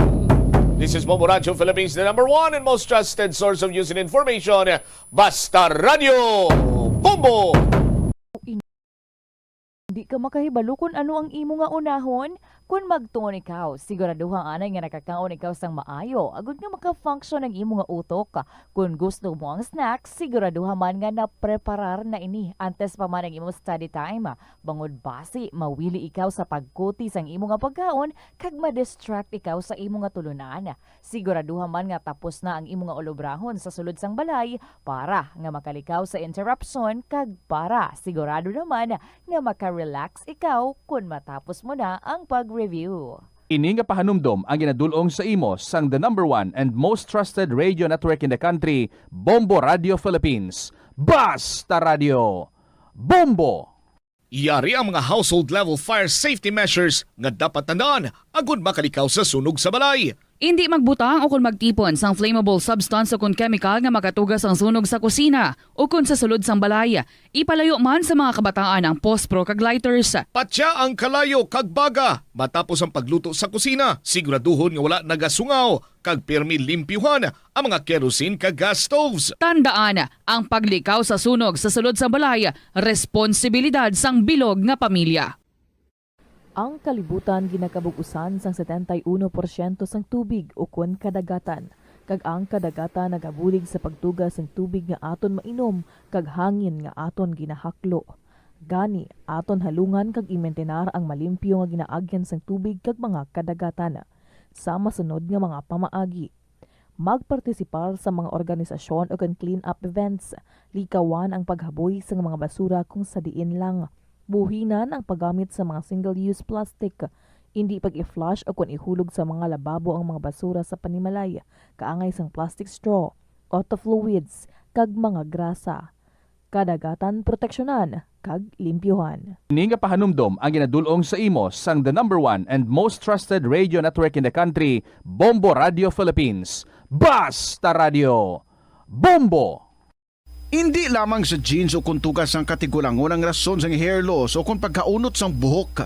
Natukiban sang health expert sa South Korea nga ang hair loss ang tuga sang environmental factors. Sa bugos nga kalibutan, nagalabot sa 4.2 million ang nagakapatay bangod sa outdoor air pollution suno sa World Health Organization. Mas sobra 90% sang populasyon sa kalibutan ang nagaistar sa populated areas sa diin ang heart attacks, aggravated asthma, irregular heartbeat kag poorer lung function ang pila lamang sa epekto sang air pollution. Ang kasubo kag depresyon ang hindi pareho nga balatyagon. Ang depresyon ang hindi gulpiyada lang nga nagakatabo sa isa ka tawo. Masami man nga ginakabig sa mga tawo nga depressed ini bangod sa kasubo nga nagakabatyagana. Ang kasubo, The Farmers Bazaar, your traditional public market with the touch of Plasualados, ang isa ka lugar nga gintukod sa tion kag sa kasagsagan sa COVID-19 pandemic nga may tinutuyo nga maghatag sa imo sang safe marketing experience. Subong nga ang COVID-19 hindi nagidman dako nga pamahog kag nagapakadto na kita sa next normal. Rest assured nga ang Farmers Bazaar will further evolve agud yung magpadayon sa paghatag sa inyo sing satisfying marketing experience. The Farmers Bazaar. Sa lower level, tara na pahamtang ang fish, poultry kag meat section para naman sa inyo mga kinahanglanon nga prutas Utan kagiban pa, magbisita sa upper level, pinaagi sa paggamit sa hagdanan o kon sa pagkadto direkta sa parking lot. The Farmers Bazaar, your traditional public market with a touch of Plazuela Dos. Sa pagbugtaw mo sa aga, cold baladayon nga tubig ang imo ginainom? Ay, dali lang, wait a minute. Para sa ininit. Suno kay Dr. Deborah Weatherspoon, isa ka advanced practice nurse, mas maayo nga mag-inom sang alabaab nga tubig sa aga. Paathag ni Weatherspoon, iniya nagabulig sa lawas nga magpagwa sang toxins kag naga-improve sang imo blood circulation. Sa mga babayi, ang pag-inom sang alabaab nga tubig ay nagabulig man kung ikaw nagasuprer sang period cramps. Hindi ako ne. Kada 39 segundo, may isa ka tawo nga nagakabiktima bangod sa paggamit sang computer. 8 ka milyon sa kada tuig ang ginaatake sang hacker. Likawan ang mangin isa sa biktima, mangin mahinalungon sa mga ginapanghatag nga impormasyon, protektahan ang kaugalingon, paggamit sang internet pasangkaron. Ini nga pahanumdom ang ginadulong sa imo sang the #1 and most trusted radio network in the country, Bombo Radio Philippines. Basta Radio Bombo! Ano bala ang dapat tandaan sa tion nga magbiyahe agod mangin hassle-free ang bakasyon? Yari ang pila ka mga tips. Una, i-check ang health kag travel alert sa napili nga mga lugar.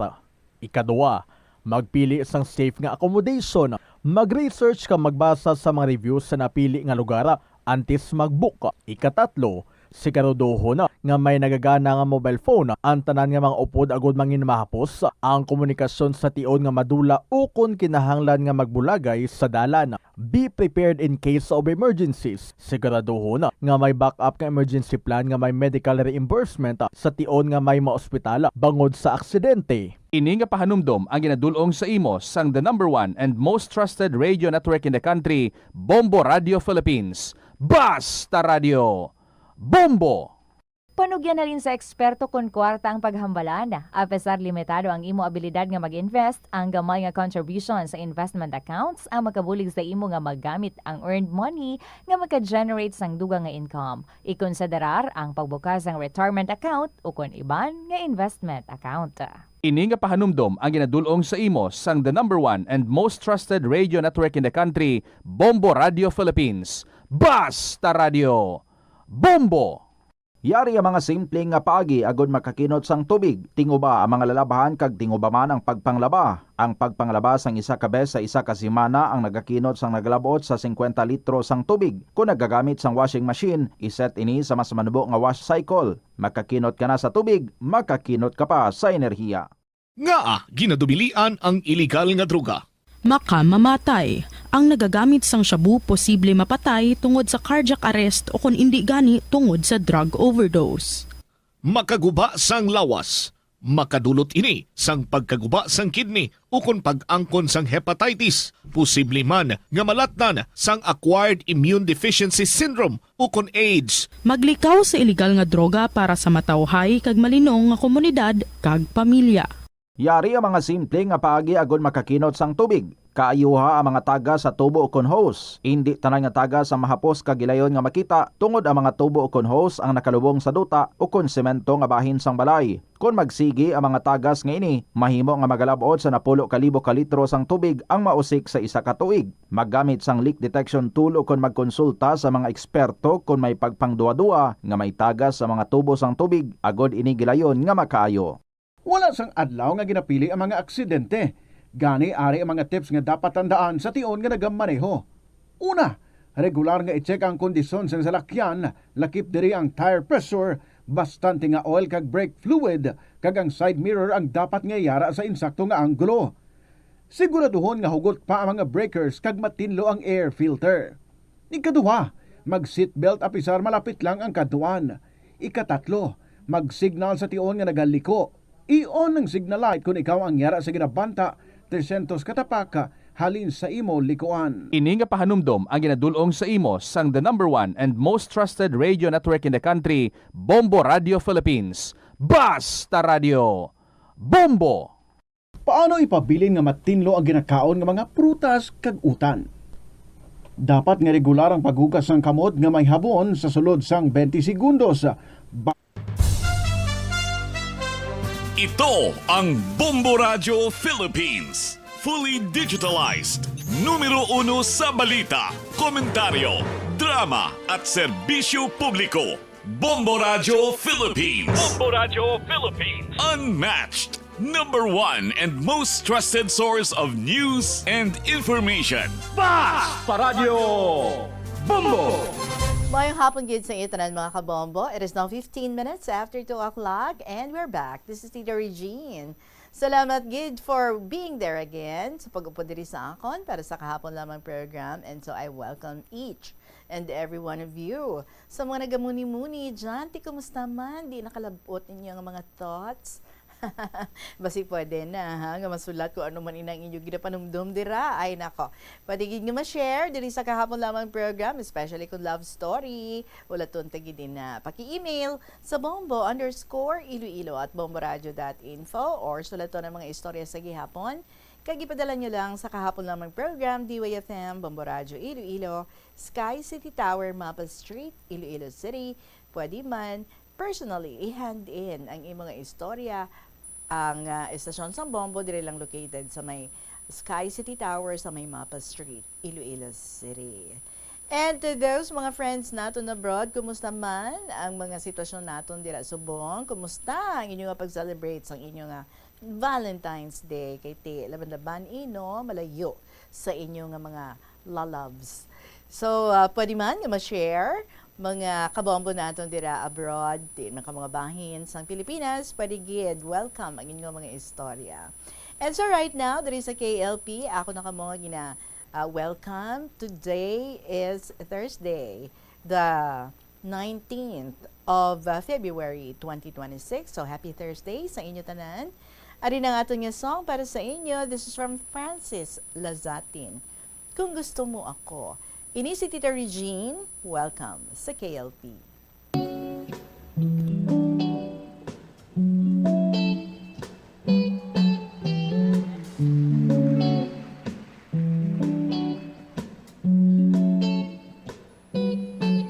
Akala mo ba, mapapaibig mo ako sa mga dala mong rosas? Mamahaling tsokolate ang pilit mong diskarte, magmukha ka lang galante. Kasama mo pa ang iyong barkada, patsintonadong nang haharana. Mga linya mong pangserye, wala naman sa sine, wag itataat sa swerte. Kung gusto mo akong ligawan, wag mong daanin sa paspasan. Kung gusto mo kong makasama, higit pa sa kilig ang dapat mong mapadama. Puso ko'y mapipitas mo lamang, iyong mapapawasan ang iyong pagmamayabang. Nais ko ay masipag, sana'y maruga, yaman mo naman ay di ko kailangan. Sana huwag kang paghihinaan, kung tunay nga at tapat ang iyong nararamdaman. Di kailangan perfecto ang iyong mga galaw, kailangan lang naman may paninindigan.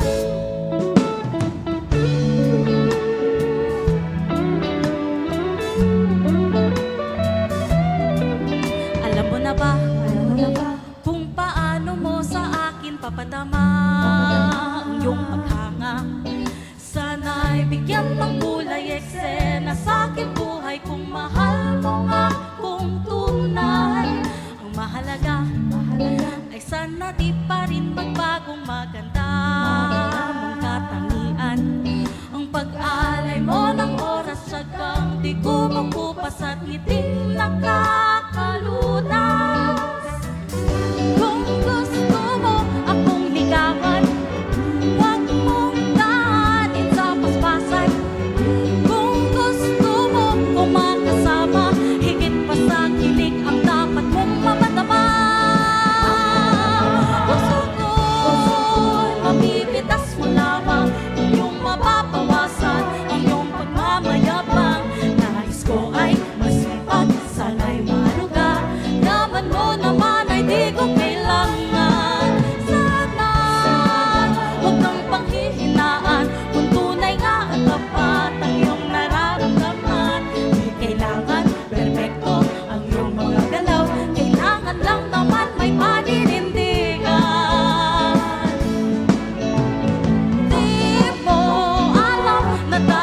kung ika'y naglalakas ng loob mo, nakikita ko baka tuluyan na akong mahulog sa iyo. Puso ko'y mapipitas mo lamang kung iyong mapapawasan ng iyong pagmamayabang.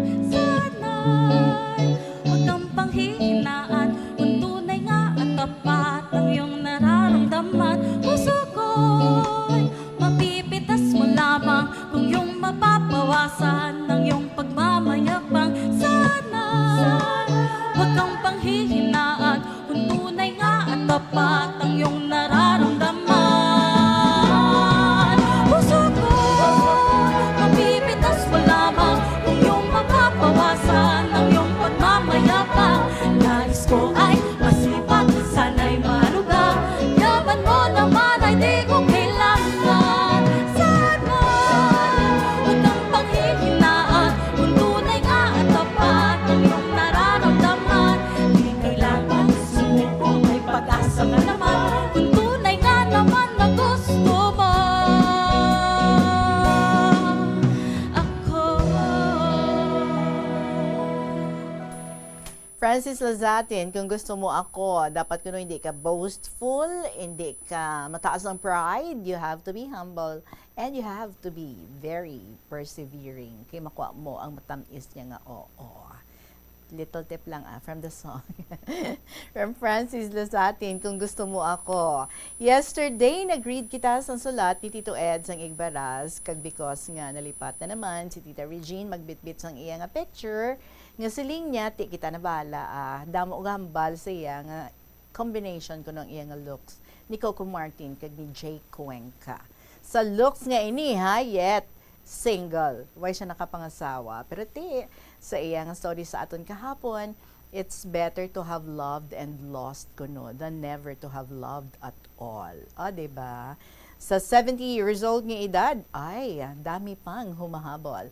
Let's show the picture, yes. Ara na sa mga nag-watchable sa aton, ti ka muna dira bahala mag-agree or mag-disagree. Basi mas better sa combination ni Coco Martin kag ni Jay Cuenca. Or basi may ara ka mo in mind kung sinong ka-look-alike niya. Anyway, Tito Ed, salamat gid. Kag, well, today, diretso na kita after showing the picture of Tito Ed, diretso na kita sa pagdulong sa inyo. So, ato yung mga kasaysayan, baw, ari pagid. Mayo lang kayo nag-remind si Mamansay, isang kaingin lapas. Ang mga na mabudlay, no? Kung nag-saylo-saylo, ikaw sang bag, kay may isagli siya ka letter. Actually, may bago na siya. May isagli siya ka letter, yung ginapangitaan niya. Nangukay, pa si Tita Regina, nakita niya sa isa ka bag. And so, here's the story. Bao, pasensya naman. Mansay, sang kaingin lapas. Dearest Tita Regine.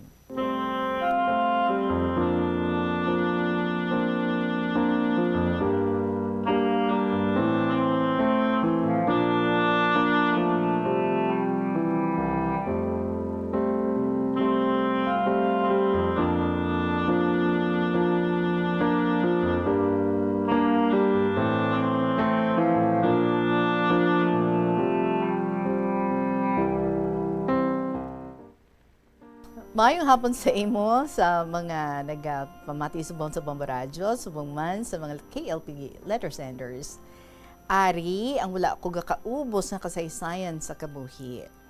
Ang kasaysayan nga ini, nahanungod ini kay Joy. Si Joy anak niya ni. Sa nasiling ko, ang kasaysayan nga ara kami sa sulod sang presuhan. Napreso sila nga magloy. Si Joy, samtang ara kami sa presuhan, damo kilala nga mga gwardya. So ginayo niya nga kung pwede, himuon man nga living out si Gerald. Si Gerald ang muning partner ni Joy. Naghuo man ang gwardya. Sang ara na si Gerald sa kitchen, so kada Sabado, didto siya gatulog. Kung Sabado, kag kung Lunes, nagagawa siya kaupod sang ila anak nga si LG. Kaysang pagpriso niya, gabusong si Joy sang 2 months. So nga nag 9 months na ang busong ni Joy, nagbata siya, gindala siya sa hospital, samtang didto siya, ginabutangan posas ang iya nga tiil kag kamuat. Ginakuha man pag-deliver na niya. Makaluluoy si Joy, kay wala gid siya bantay nga paryente niya. So, nag-uli sila sa selda. Isa lang kabulan ang tinersang bata sa presuhan. Kaya hindi pwede ang bata katiner sa sulod. Kung tani, kuhaon sang DSWD ang bata, pero ginpadihutan namon. Nga makuha sang cousin ko. Kay gahambal ang mami ni Gerald, nga hindi siya. So nagdako na ang bata, nga ara bala, wala na ginagatas, ginbawi sang mami ni Gerald sa cousin ko. Gani, wala sang gamo, ginhatag niya Tita Regine. Amo na ang siling ko tita, nga kung garastuhan, hindi sila. Kung wala na gasto, ginkuha nila. Nakalabot gid man Tita Regine sang 5 ka tuig ang pag-updanay ni Joy kag Gerald sa presuhan. Nga sa ulihi, natingala ako nga duha na ka Sabado, wala si Joy gakadto sa kitchen kay Gerald. Gali, nag-away sila kay si Gerald nagapangimon kay Joel. Bisan anhon ko kasugo, hindi na siya magkadto. Gahambal siya nga hindi na siya kay Gerald. Natingala gid ako tita, pero wala ako kabalo sa mga kabangdanan. Sa ulihi, kabati ko nga si Joy kag Joel, si Joel may kaangtanan na sila. Si Joel amuning mayor de mayores balatita sa annex building. Ang ila relasyon paagi lang sa sulat tita, kay di man to kakadto sa annex building. Sang ulihi, nakalaya si Joel. Permi na siya nagadalaw kay Joy sa prisuhan. Pero si Joy kag Gerald, wala na komunikasyon. Kag si Gerald, wala na sa living out. Ginsulod na siya sa selda. Kung magdalaw ang mami ni Gerald, kagdala ang bata ang si LG, ang ngalan niya, bata lang ang kakadto kay Joy. Sorry tita, lain gali about kay Joel. Ang pamilya niya nga katigulangan, may istorya sang una, nagapang hold up. Nagaguyod karabaw, kag kung ano ang mapuslan. Isa ka bes, laya na si Joel, may hold up sa isa ka bangko, dira sa syudad. Ang nag-hold up, anom sila. Ang ilan nakuha, 700,000 pesos. Natigayon, kag nakapalagyo sila. Damo siya, may ginahatag kay Joy, kwarta kag mga alahas, cellphone. Tita, dali maubos ang kwarta, tungod kada may hold up, sa bisan diin nga banwa, siya ang ginapatustusan. Ti ang kwarta, nagakaubos ang piyansa. Tama ka bagsik si Joel. Hindi permi madakpan. Hasta sang ulihi, may hinambalan gali sila nga malagyo si Joy, nga paagi lang sa pagpa-check up sa Western. Ang pa-check up gali, kay gakita ay gali sila ni Joel. Gali, nagakadto pa sila nga duha, check-in sa hotel. Kag ang gwardya, ginahatagan lang sa dako nga kwarta. Ay abaw puwerte. So natingala ako nga aga pa naghalin, hapon na magbalik sa IRC. Tita Regine, sang adlaw nga may tuyo na siya nga malagyo upod kay Joel, naglahog siya kay Nay Nelly. Nasaling niya, Nay Nelly, di ka na magupod sa akon ha sa pagpa-check up, kay base madala ka pa sa investigasyon. Nga kung tani, may tuyo man sinang Nelly nga mapa-check up. Sinang Nelly nga ni, do may pagkapastora. So instead, maupod ka, pangamuyuan na lang ako. Bal ni Joy. Tingin na pamangkot ko siya, tita. Sa ospital ka lang makadto, damo ka pa istorya. Sila niya, Nay. Kung ano gani ang matabo, paambot ka lang ha. Dayon ako sa akong Tita Regine. Naghapon na tita. Samdang kakatulog ako, ginpukaw ko sang upod ko nga inmates. Mansay, siling niya, napangita ka ni sir. Dayon ka man kadto sa gate.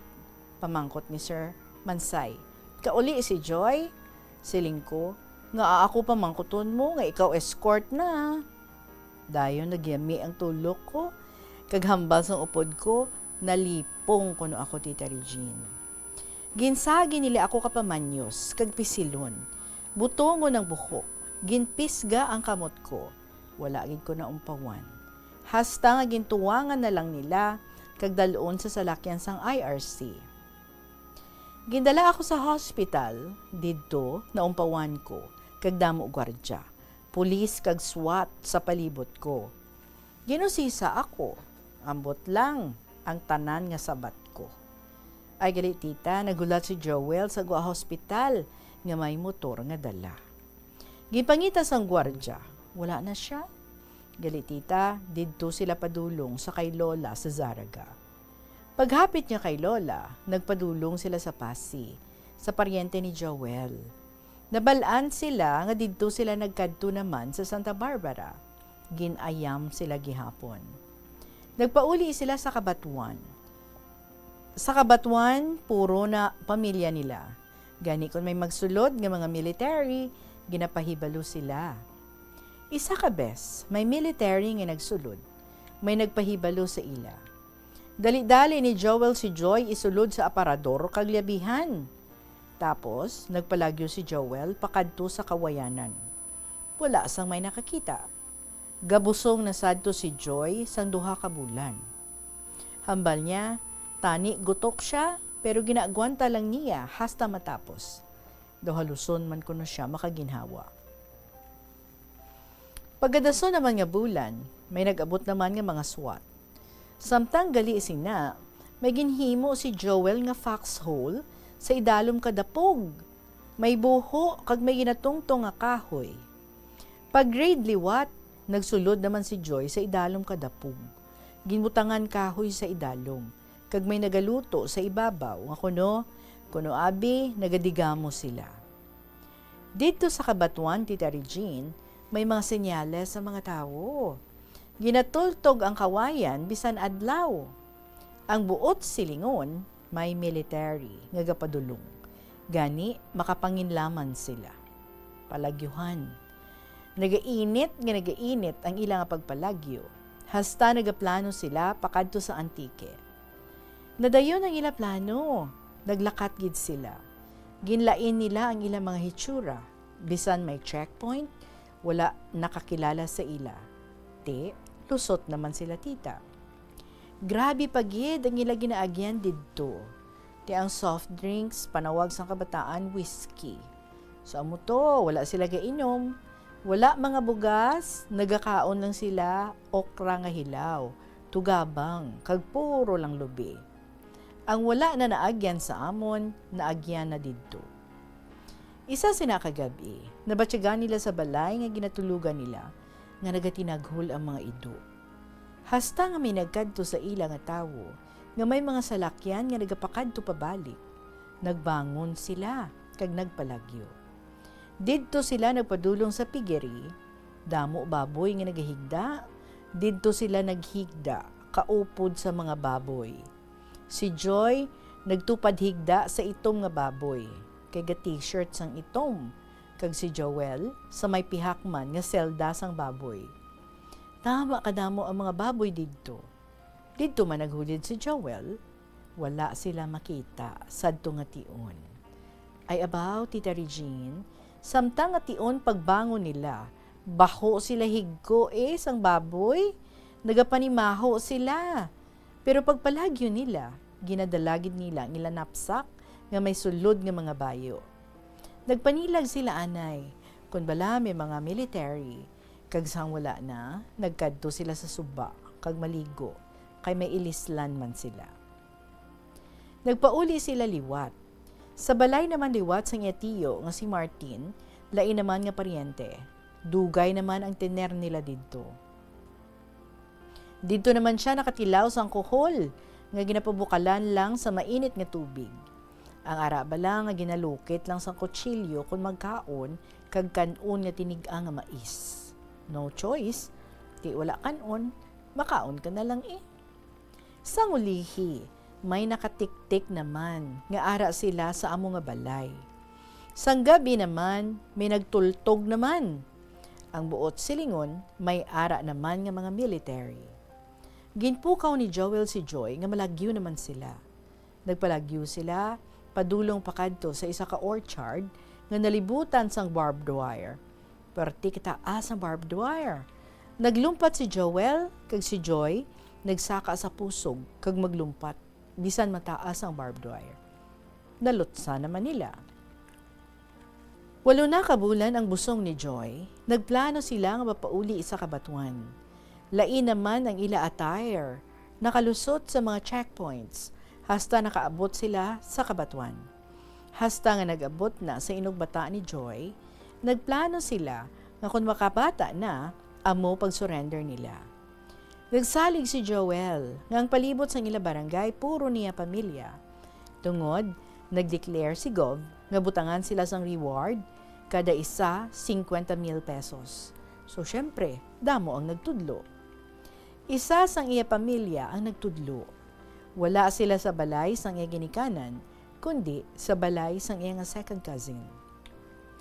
Nag-abot ang promulgation, kung tani manughali na sila kay nagahulat sang taxi nga maabot, pero nag-delay. Dugay-dugay, may nag-abot nga pila ka salakyan, nga buta sang military, police, kag mga SWAT. Suno kay Joy, padulong sila sa balay nga ila ginapanaguan. Wala madayon ang pagpalagyo. Na-corner gid sila tita. Dayon saka sa balay, nga ang balay nga ina, wala may gaestar, kag sirado permi ang puertahan kag bintana. Gintindakan nila ang puerta, dayon sulod. Nagdalagan si Joy sa CR, kag si Joel naglumpat padulong sa kawayanan. Di malas, kay gintiro si Joel, kag naigo sa dughan, kag lapos sa likod. Natumba si Joel nga kulob, kag naga-hands up ang kamot.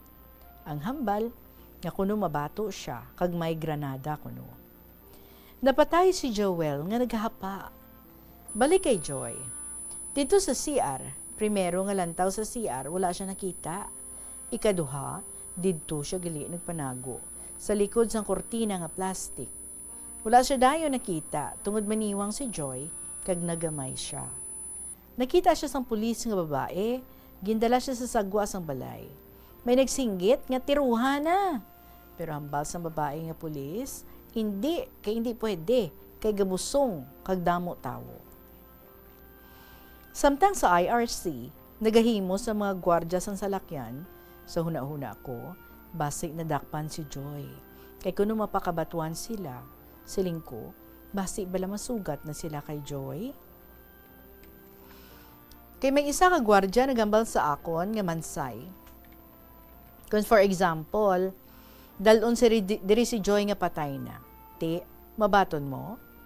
Ang hambal ko, malain man o kung patay na ang bata ko, batunon ko bilang iloy kung anong matabo sa iya.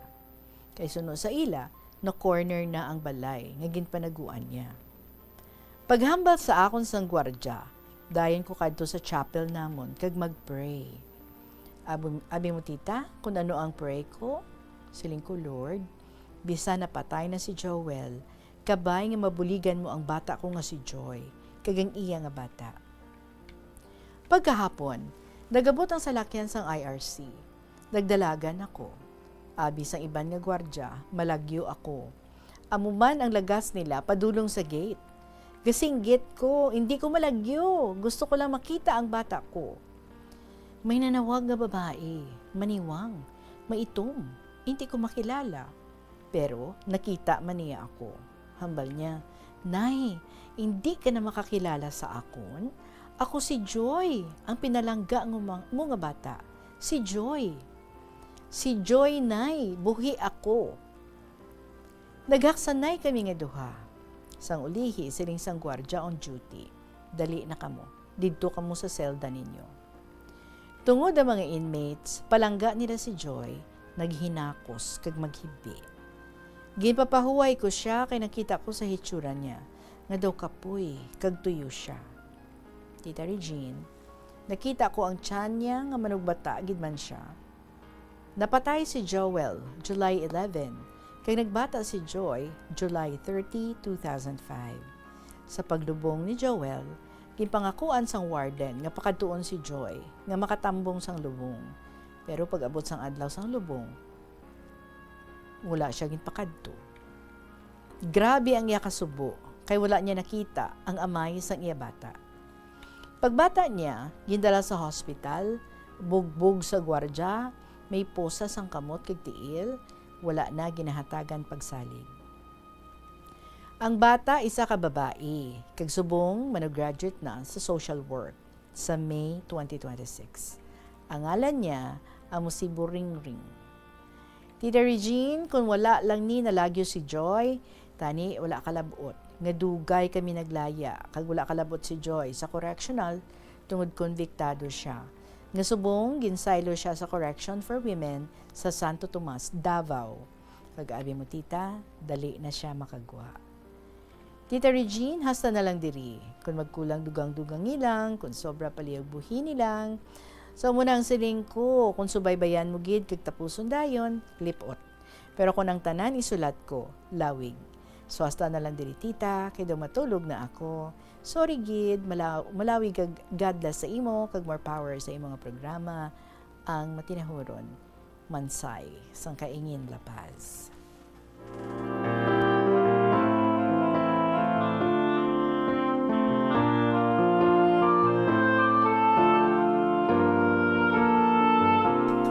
NPS, Tita Regine, ang isunod ko nga sulat, ang pagposa sa akon sa 18 ka oras, kag pag living out, pagsaylo namon sa nangaputotan.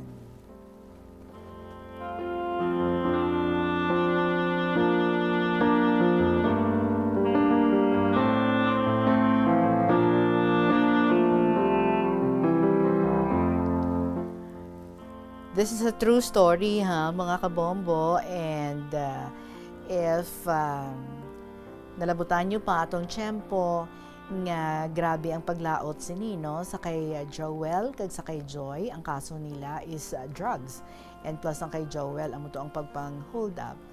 So iniya personal account gid sang person nga very close kay Joy kag amo ni kuno, no? Ang mga matuod-tuod nga nagkalatabo because siya ang mother ni Joy. So sa iya nga account, nga ginistorya diri sa aton, diri ta nabalaan, no? May mga disguises, gili sila nga ginhimo nga duwa. That's why malusan nila ang mga checkpoints sa ilang pagpalagyo.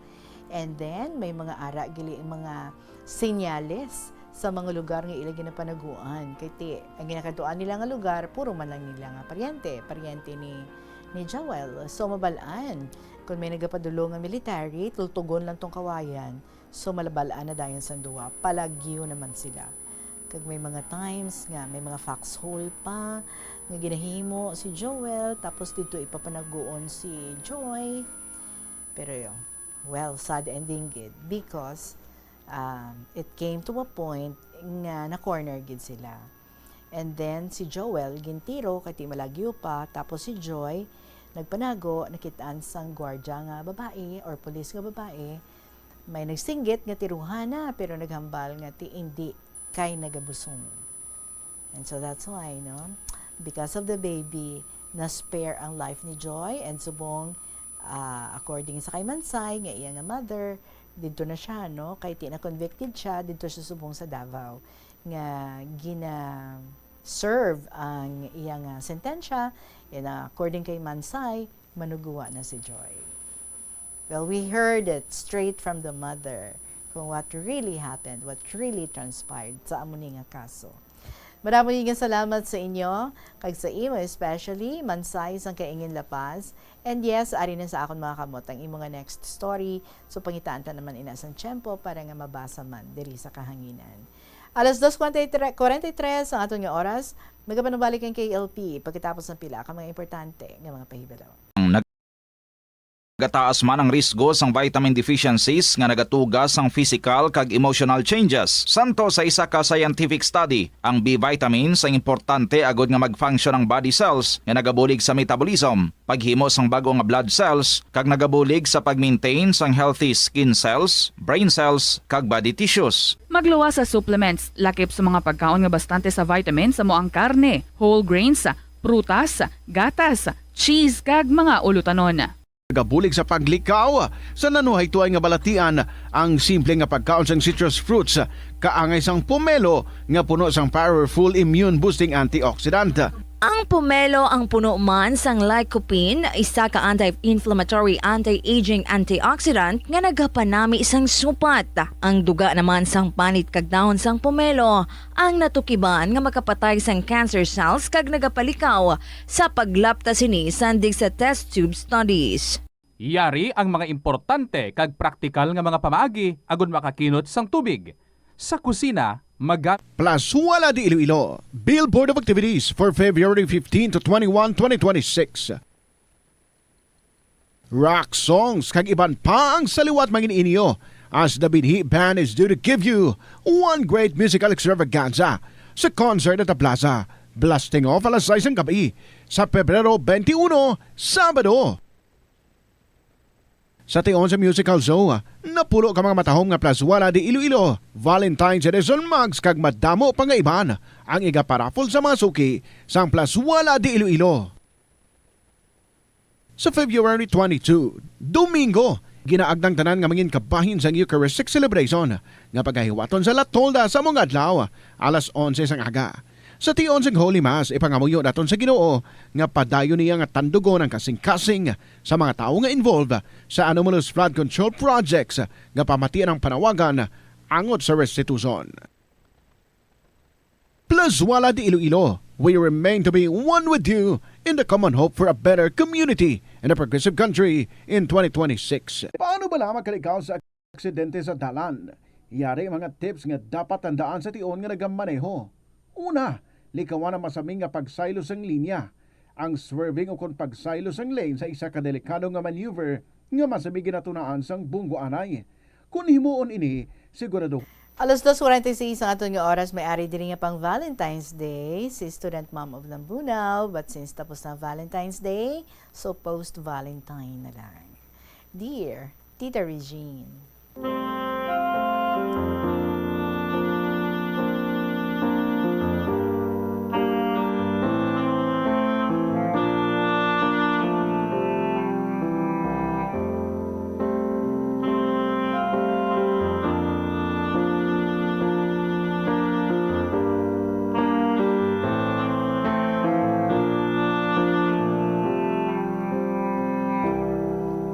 Love month naman kita. Yes, love is in the air. It's Valentine's Day. Tani everyday, gugma sa tagipusoon, ipabatsyag naton, adlaw-adlaw, sa tanan nga tion. Masami mo ba lagi na pabatsyag, imo nga paghigugma, sa imo mga loved ones, bana o bata, sa mga friends nimo o kaparyentihan. Kag tani, bisan sa enemy mo man. Bisan ang kabundukan, nagahalok sa kalangitan, kag-alon sang karagatan, nagahaksanay. Ang silak sang adlaw, nagakapyot sa kalibutan, matamis nga halok sang bulan, ginapabatsyag sa kadagatan. Ganitanan kita, mangin loving man, agud mapunan kalipay, ining kalibutan. Sa kasubo kag kasadya, kita mag-umunyag, puno naton sang gugma, lupang natawhan. Sa inyo tanan nga mga KLP writers, isaysay kay Tita Regine. Love stories naton. Masubo man o masadya, go on, write it. Makahatag ina, inspirasyon sa nagapamati. Sure na sure ako, madamo ang mapasalamat. Kay gin-share nimo, bisan imo pangarap, masubo man o masadya ang ending sina, mangin very exciting sa mga nagapamati. Pero, ang ginahulat-hulat ko tani nga mabatian, ang istoryang magahalin sa host sining program. I always wonder to myself how everyone will feel once we hear the greatest story that she will ever tell. But until that wonderful time comes, time will stand still. The $1 million question is, will it ever happen? Tita Regine, please read this binalaybay. Thanks. Ang tigulo, katamis sang nagliligad. Sang una kita nga magkita ay, kalipay sa dughan ako na batyagan. Yuhumong kay tamis nga ako nakitaan. Nagpakuba-kuba, nagpalumpat-lumpat sa tagipusoon ko, hindi ko maintindihan. Anong natabo nga aamusin ni? Nagparamugnaw, kamot ko kag siko. In love bala ako sa tawo nga ini. Kaimposible naman, hindi ako kapati. Pero in fairness, kagwapo sa iya, parehas ang dream man ko. Siya na bala? Gingkaptan niya kamot ko, kag magsiling. I am glad to meet you. Tis but a dream. Kag naglakat kami, nagtabok sa dalan. Mga tiil ko, daw wala ga dapat sa dalan. Nagadamgo bala ako, o ini kamatuuran. Siya bala ang penpal ko. Ka-handsome naman. Salamat kay at last, nagkita ay kami. This is the beginning of our new love story. Kudlit sa kapalaran, hindi malikawan. We are destined for each other. Yes, wala nang iwanan. Diri ko tapuson ini binalaybay, isa ka love story from student mom. Istorya sa amon paghigugmaanay, and we'll live happily ever after till death do us part.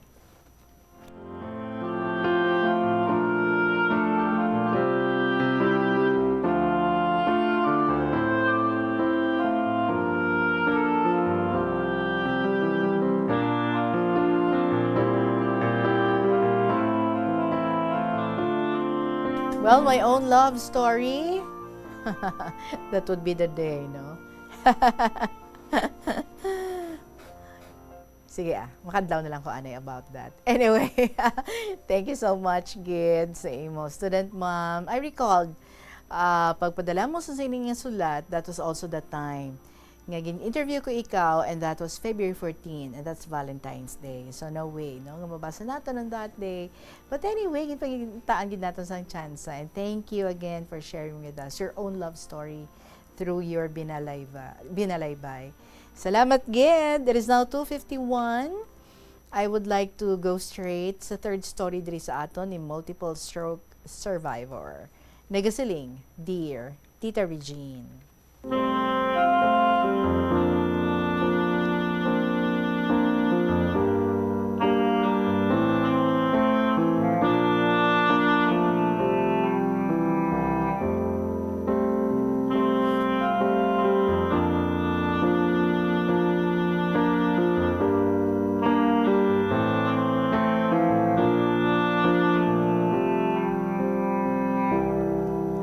Maayong hapon sa imo, Tita Regine, sa staff sa Bombo Radio, kag sa matag palamati sang KLP. Nabatian ko ang akong unang sulat sang imo inigin basa. Thank you, Tita, sa pagbasa. This ignites and encouraged me more to send and share my stroke journey. Sa pagpadayon ko, Tita, bisan ang in person with disability na ako, I tried my best to live a normal life. Wala ako nagpadaog sa ako nga kahimtangan. So since 2018, nagpadayo ng kabuhi ko as a freelance computer technician, combining a remote service. Inabalang bisan ari ako sa balay, I can fix my client's computer by connecting to their computer, troubleshooting it online. Bisan ng iban ko mga clients offshore or overseas, amo manina ang ginaobra ko. In short, may palangitan-an giapon ako. Bisan ari lang ako sa balay, may mga local clients man ako. Ang setup ko, either via remote o kung naga-on call ako. Tita Regine, sang wala pa ako na stroke, nanamian ang mga clients ko because I'm very dedicated and strictly on time sa mga scheduled appointments ko. Ang mga clients ko, Tita, hindi man sa pagpabugal, pero hindi ordinary ang mga clients ko. Kayang ilang mga balay, ara sa Dasmariñas sa Makati, Bel Air, Corinthian Village, so on and so forth. Nanimian sila kay very professional ako when it comes to time commitment. Never ako na late, and most of the time, 15 minutes early pa ako, Tita Regine. So amoy na ang practice ng gintudlo sa akon, sang tito ko, sang lamharon pa ako. Rest in peace to my uncle who recently passed away, January 22, 2026. Ganibisan mabudlay para sa akon ang on-call setup para sa mga clients ko. Kung ang appointment ko is 7 in the morning, nagatulog ako sa at least alas 8 sa gabi, kaya nagabugtaw ako sa alas 4 sa kaagahon. sa bulig sa akon nga asawa. Sorry tita kung na-mention ko man na live-in partner ko siya kay 21 years na kami nag-updanay pero wala pa kami nakasal. I will also share this to you in the latter part of my letters to come. So siya ga-prepare sa akong kinahanglanon para maglakat, para mag-on-call. So I make sure by 5:30 a.m. nakabook na, nakasakay na ako para hindi ako maabutan sang rush hour nga traffic sa dalan. My clients remain satisfied the way I render my computer repair service for them. Wala nila makita nga impaired na ako, but the outcome of my craft. That was still the reason why they remained loyal to me and never thought of looking for another computer technician. Bisan paano, makapadala ako sa akon mga kabataan sang kwarta dira sa Uton, Iloilo para sa ilang kinahanglanon. Kabalo man ako nga hindi na siya pareho kadako nga kantidad, so may trabaho pa ako pero somehow, I know, nagapanginuha man gihapon ako para sa ila. Tita Regine, allow me to share a little background of how workaholic I was back then, sang normal person pa ako. Ang obra ko, as I have mentioned for my previous center, or for my previous letter, night shift ako sa call center, 9 p.m. to 6 a.m. Dason, may mga on-call scheduled appointments ako sa at least 4 clients ko after shift. So each client, I spend at least more or less 2 hours na stay per client. Masarangan ko pa ang setup ko nga ina, sad to nga tion. Nanging routine ko ina since nag-call center ako from 2007 until 2017. Tita, for 10 years, kulang ako sa tulog. Kay mag-aabot ako sa balay, alas 3 na, o kung kay isa, alas 4 na sa hapon. Dason, hindi pa ako matulugan dayon.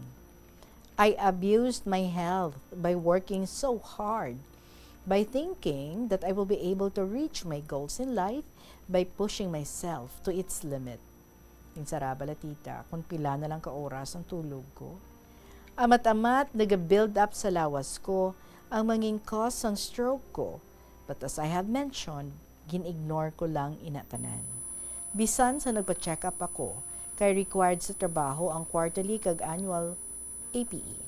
So ignore man gihapon ang obra ko.